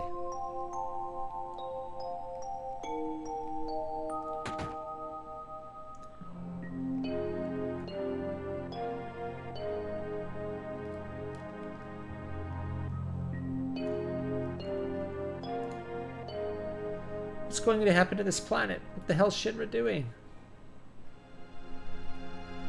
This is not the house.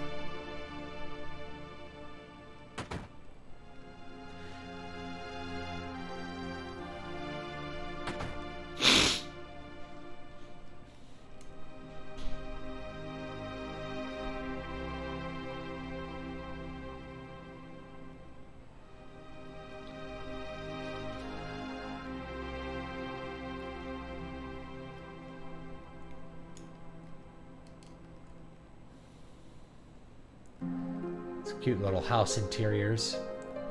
I always thought the 3D rendered interiors were really cool. This is like some painting that they like put in when they rendered it, but I don't remember what painting it was. Cloud was playing. I wonder what this is. All right, we got a materia.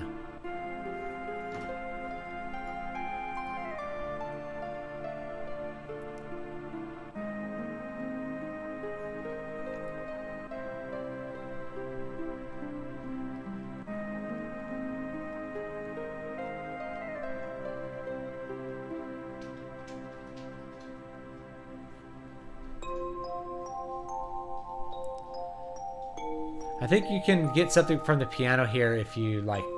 Remember, if like Cloud jammed on the piano, I think you can do something here with this, but I don't remember what it is.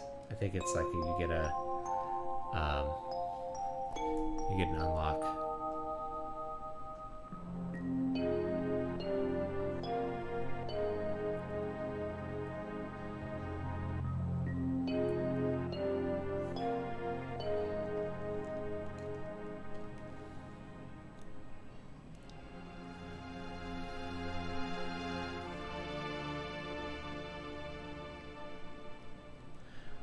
I think maybe you can come back at the end later and get an even crazier unlock from that.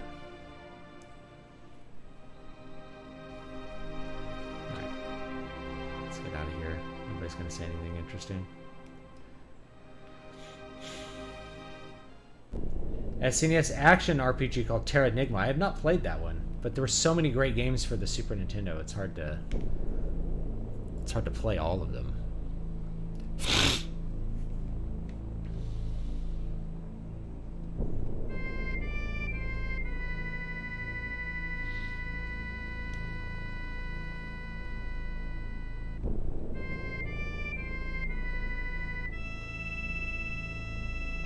Like, this world just looks so empty. That's my feeling about this world, is it just looks like devoid of everything. It looks empty. You know, like this is just the only thing in the middle of nothing. It looks like, you know, the world is empty.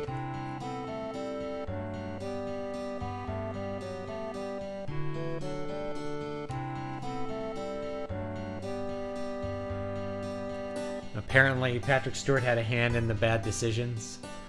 Well, I still don't really want to reward him, you know?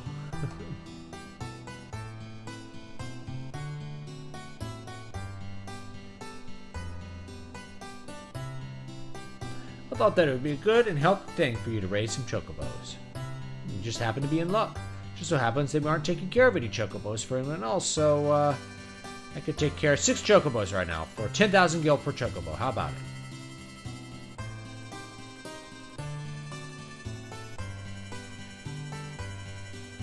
Looking for an inn?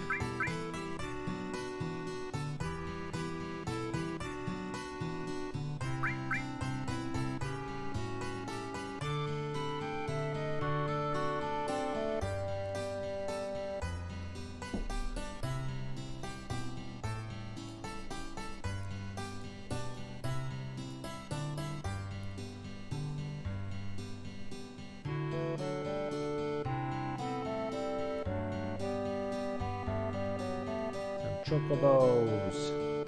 Terra Enigma has some great music. There was so much good Super Nintendo music too. Really was pretty top notch. Yeah, there's no chocobos here.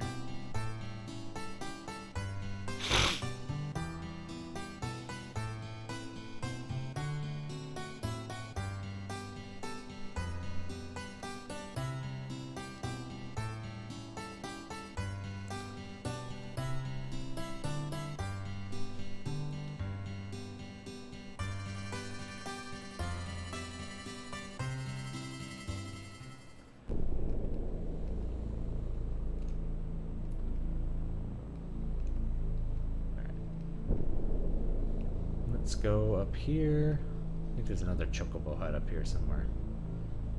It's got something. Here's Midgar with the shadow.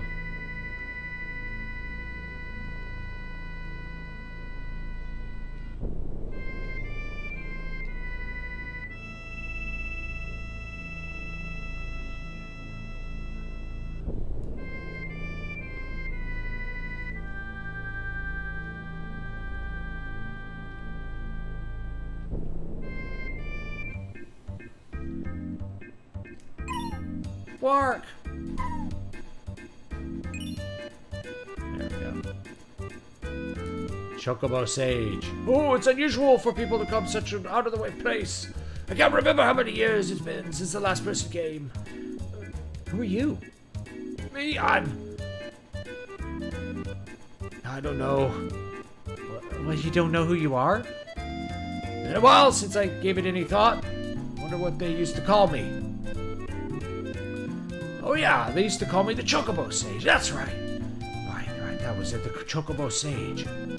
Don't forget that. Now, what can I do for you?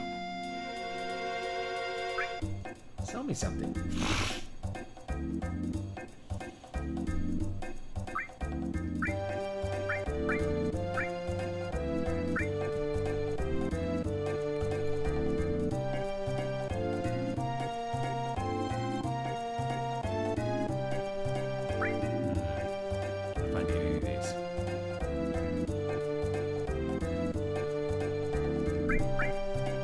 I need these.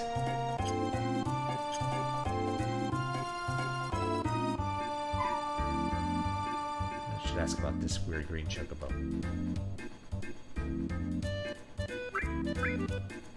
That chocobo, well, that one is, let's see now, I don't quite remember.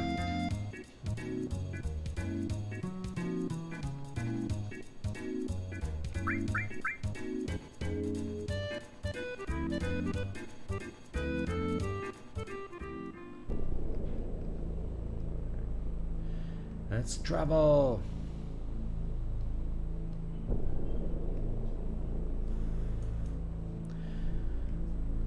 Oh, I gotta get ready for a trip after this.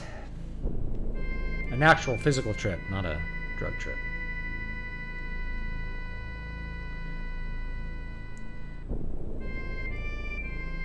There we go.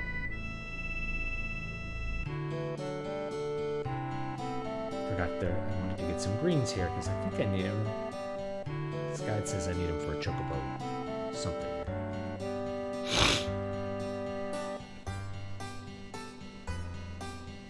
I think he's the one who sells the greens.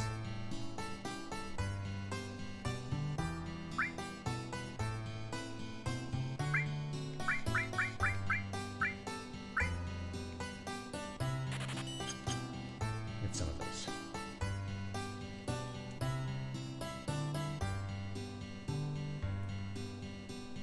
Good little music, sweet little music.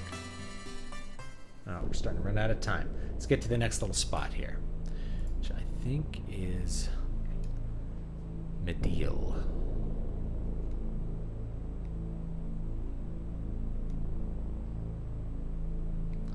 Down this way.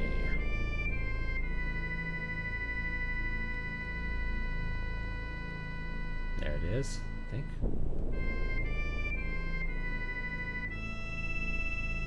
Alright. Get the live stream here.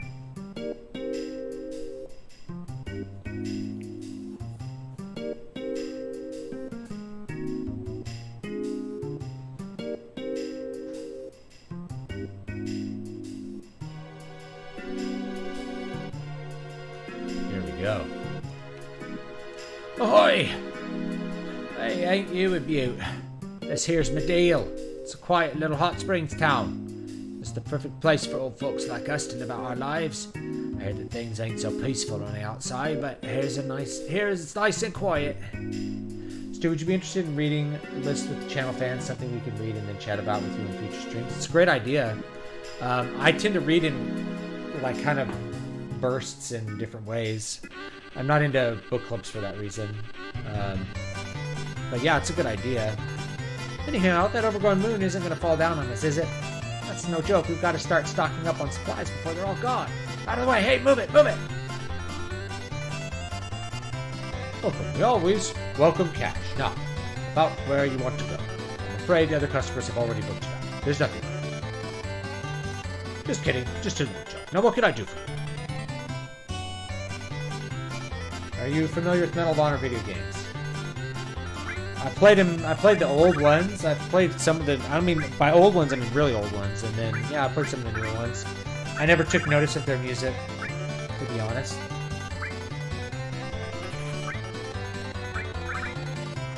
So, I know one of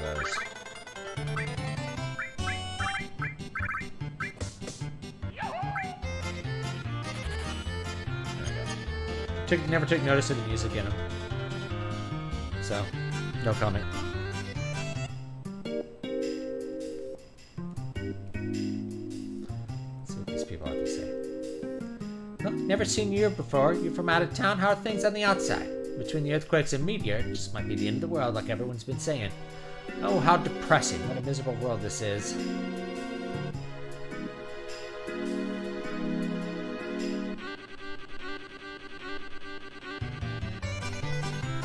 Welcome to the charity store. Store of love and courage. What can I give you today? A crystal sword. Crystal glove. That's good. AM cannon. Also good. Crystal cross. Also good.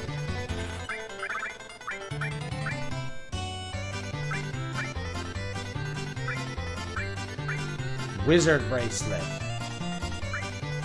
There's a crystal bangle, which looks pretty good. One of those too.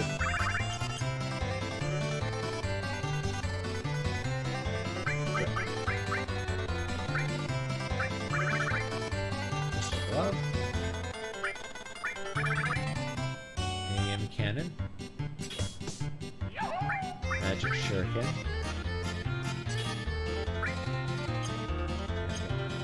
Good stuff. The originals were scored by Michael Giacchino and have very John Williams sound. I didn't really notice.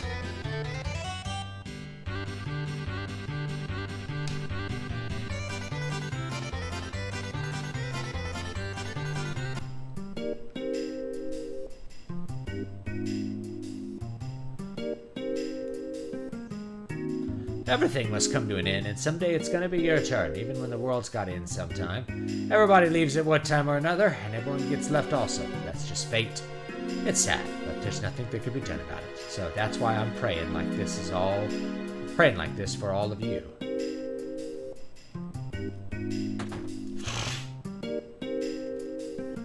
You say you don't know when the stars are going to fall out of the sky. Is that for real? I still don't believe it. How could this be happening? How could this be happen? How could this be happen? An ancient weapon, the end of the world. I don't know anything. I don't know nothing about that. I'm gonna live to be 100. There's tons of stuff I still gotta do. This is just the beginning. And what have Shinra and Soldier done about it? Tell me. They're a waste. Actually, I'm a beautiful maid. I just work here in the accessory store part-time. Everything here could compare with the best goods anywhere. So, how about one? Amulet. Fire ring, ice ring. I don't have a bolt ring. A gem ring. White cape. What I need is the ribbon.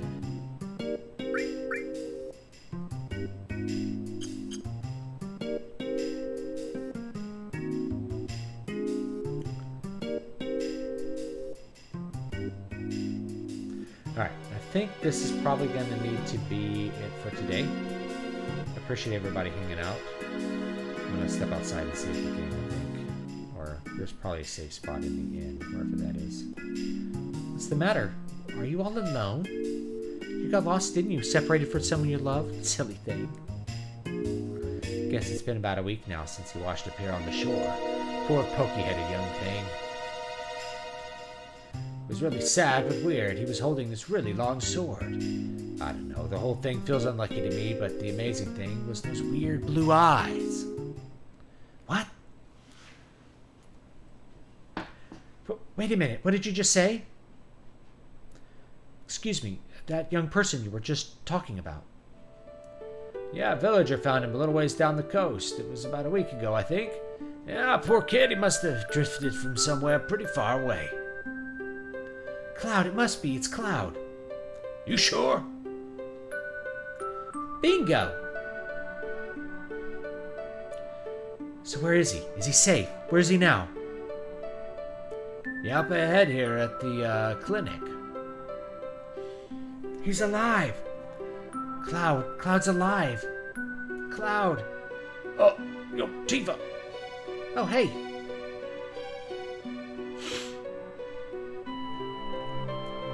Get through this. Let's see. Cloud? Here now, the way you're running around here, you'd think meteor fell or something. I'm sorry, but I heard that a friend of mine was being taken care of here. A friend? Oh, yeah, that young fellow. Don't worry, your friend is next door, but I'm afraid his condition is... Here? Over here? Cloud?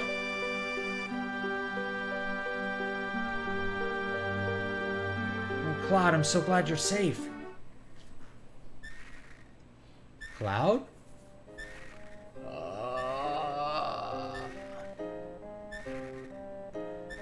What's wrong, Cloud? Gurk? Cloud, what happened to you? Mako poisoning. Quite an advanced case. It appears this young man's been exposed to a high level of Mako energy for a protracted period of time. He probably has no idea who or where he is now. Poor fellow. His voice doesn't even work. He's literally miles away from us. Figuratively miles away. Someplace far away where no one's ever been, all alone. Doctor. That's bad. You lying or what? Cloud.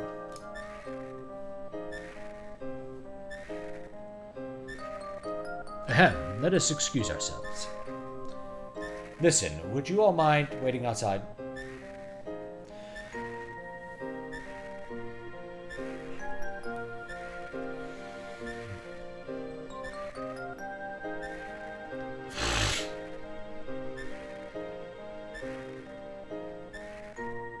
I like how they do the skirts in this game. It's like they're actually separate legs because they can't render skirts.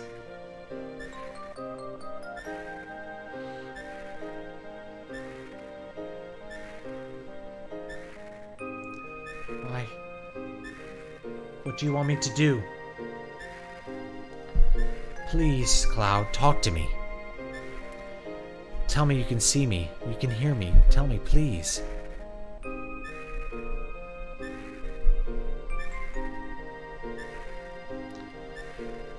Came this far believing in the memories we have together. This isn't happening. This is too cruel. Oh, Cloud,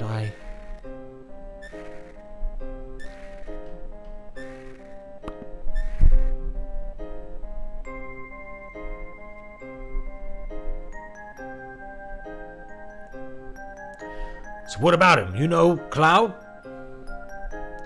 I'll say it again, he's got Mako poisoning. I've never seen a case this bad. An immense amount of Mako-drenched knowledge was put into his brain all at once. No normal human could have survived it. It's a miracle he did. No wonder, after falling in the live stream and being washed up here. But remember, the light of hope can be found anywhere. Listen, if you give up hope, what will happen to him?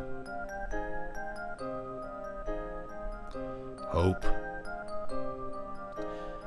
Hey, but honestly, man, do I really want him to come back? What did he do for the world? What can he do for us from here on out? He may be nothing more than Sephiroth's shadow. Is something wrong? No, nothing. Nothing at all, Doc.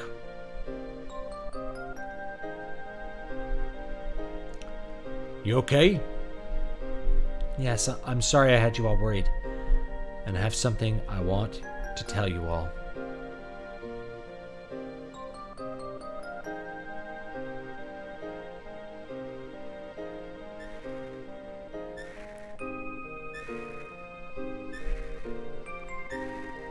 don't care about anything else, only Cloud.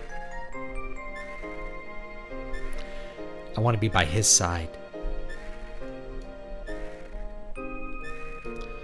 Yeah, that's probably best. For Cloud and for you.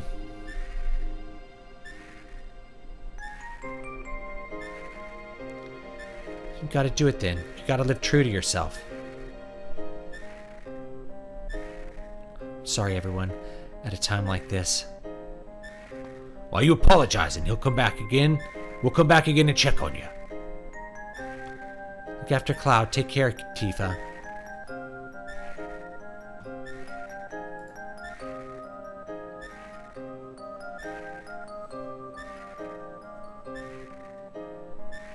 Right.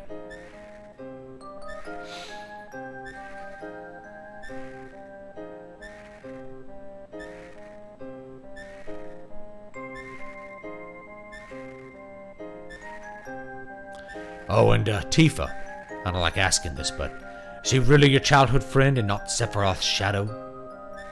Huh? Well, that is... No, I'm sure of it. Yeah, okay then. Sorry for asking that. Gotta get back to the High Wind. I'm gonna try to get Demon X Machina. I'm gonna see if I can get it out tonight. We'll see. I'm not sure how good I can get the editing done. I may have to wait, or I may just give it as a freebie, and you could just get the ebook on the mailing list, deviouspress.com/list, and then we'll get it out next week when I get back. What are we gonna do now? What can we do? Huh? Ain't there nothing we can do?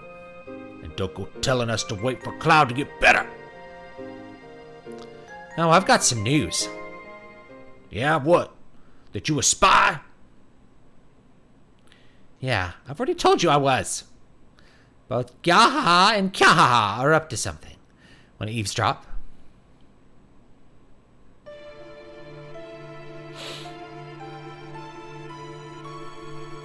Funny way to have like a separate cutscene that they can't see. Now then, we're faced with two issues.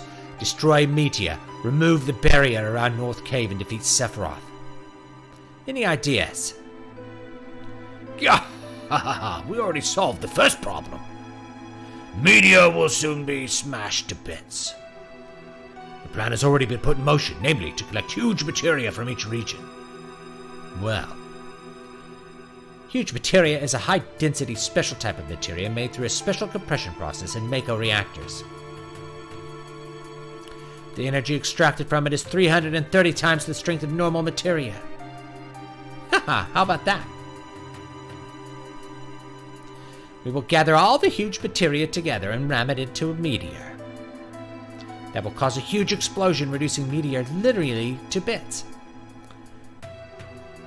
You're going to ram Meteor. Do you think we have the technology to do it? Don't worry about that. More importantly, we've got to collect huge materia from each area. We've already collected materia from Nibelheim. All that's left is Coral and Fort Condor. I've already dispatched troops to Coral.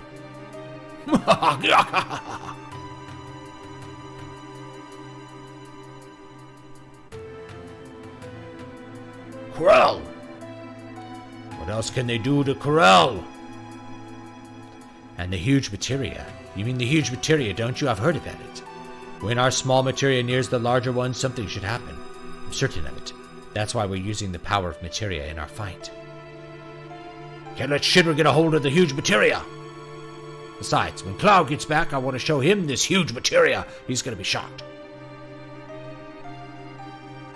I want to show Cloud my huge materia, Barrett said. So, what are you saying, Barrett? Even though you're always knocking him, you really want Cloud to return? I ain't saying nothing about nothing. You just shut your face. Every group's got to have a leader. And that's me. Or at least I want to be, but I ain't cut out to be no leader. I never knew that till lately.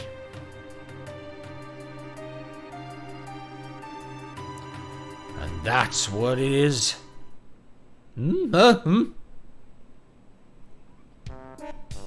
What? What's going on? You've been chosen to be the new leader. Pain in the ass, forget it. But for us to fight, we've got to have Highwind and you. We need it to save the planet. And who's running the ship? You. That's why you're our new leader. Ain't no one else can.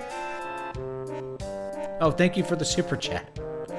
Hey, David, do you know any good writers that offer calls in their Patreon? Or maybe you do?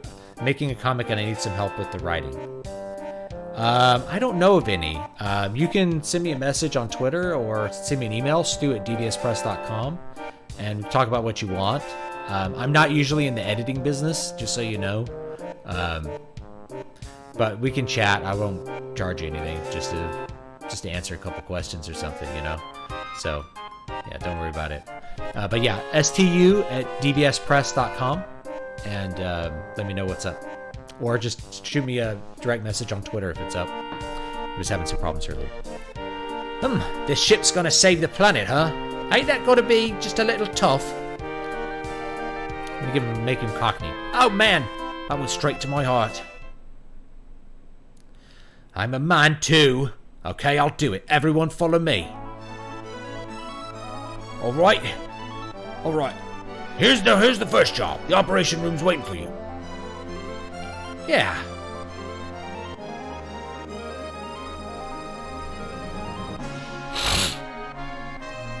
Alright, I'm going to...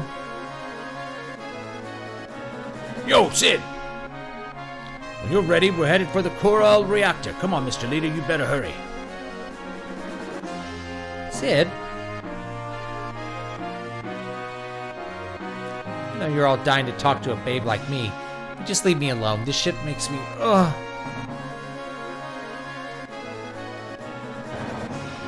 Save the game.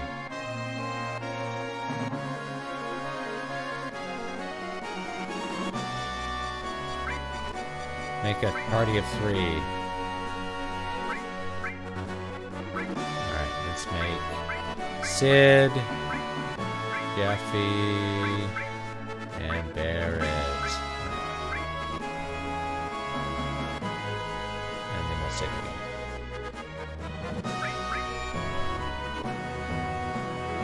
Alright, and that'll probably be it for today because I got to take a nap because I was up till like 4 a.m. writing this horror story about demons and hearing weird noises, which I think were just deer in the yard and things like that. I have a lot of critters that live around here. So I'm going to take a nap and then get packing for this trip. I will still be on social media and stuff while I'm gone, just not as much. So if it takes me a while to respond to something, that's why. It's because I won't be near a computer for about a week. I just have my phone, which I'm thankful for. So anyway, that's going to be it for this week. I will make sure you're on the mailing list, dbspress.com/list, and I will, if I can get it done today, I will at least put the pre-release version of Demon Ex Machina or Digital Demoniac, whichever one I decide on. I'll put it up on BookFunnel. I'll have like a free read for it, so make sure you have that, and then you can read it. And that'll probably be it. So, where was it going to show? Where is it? There it is. Boom. It's the cover. Pretty simple.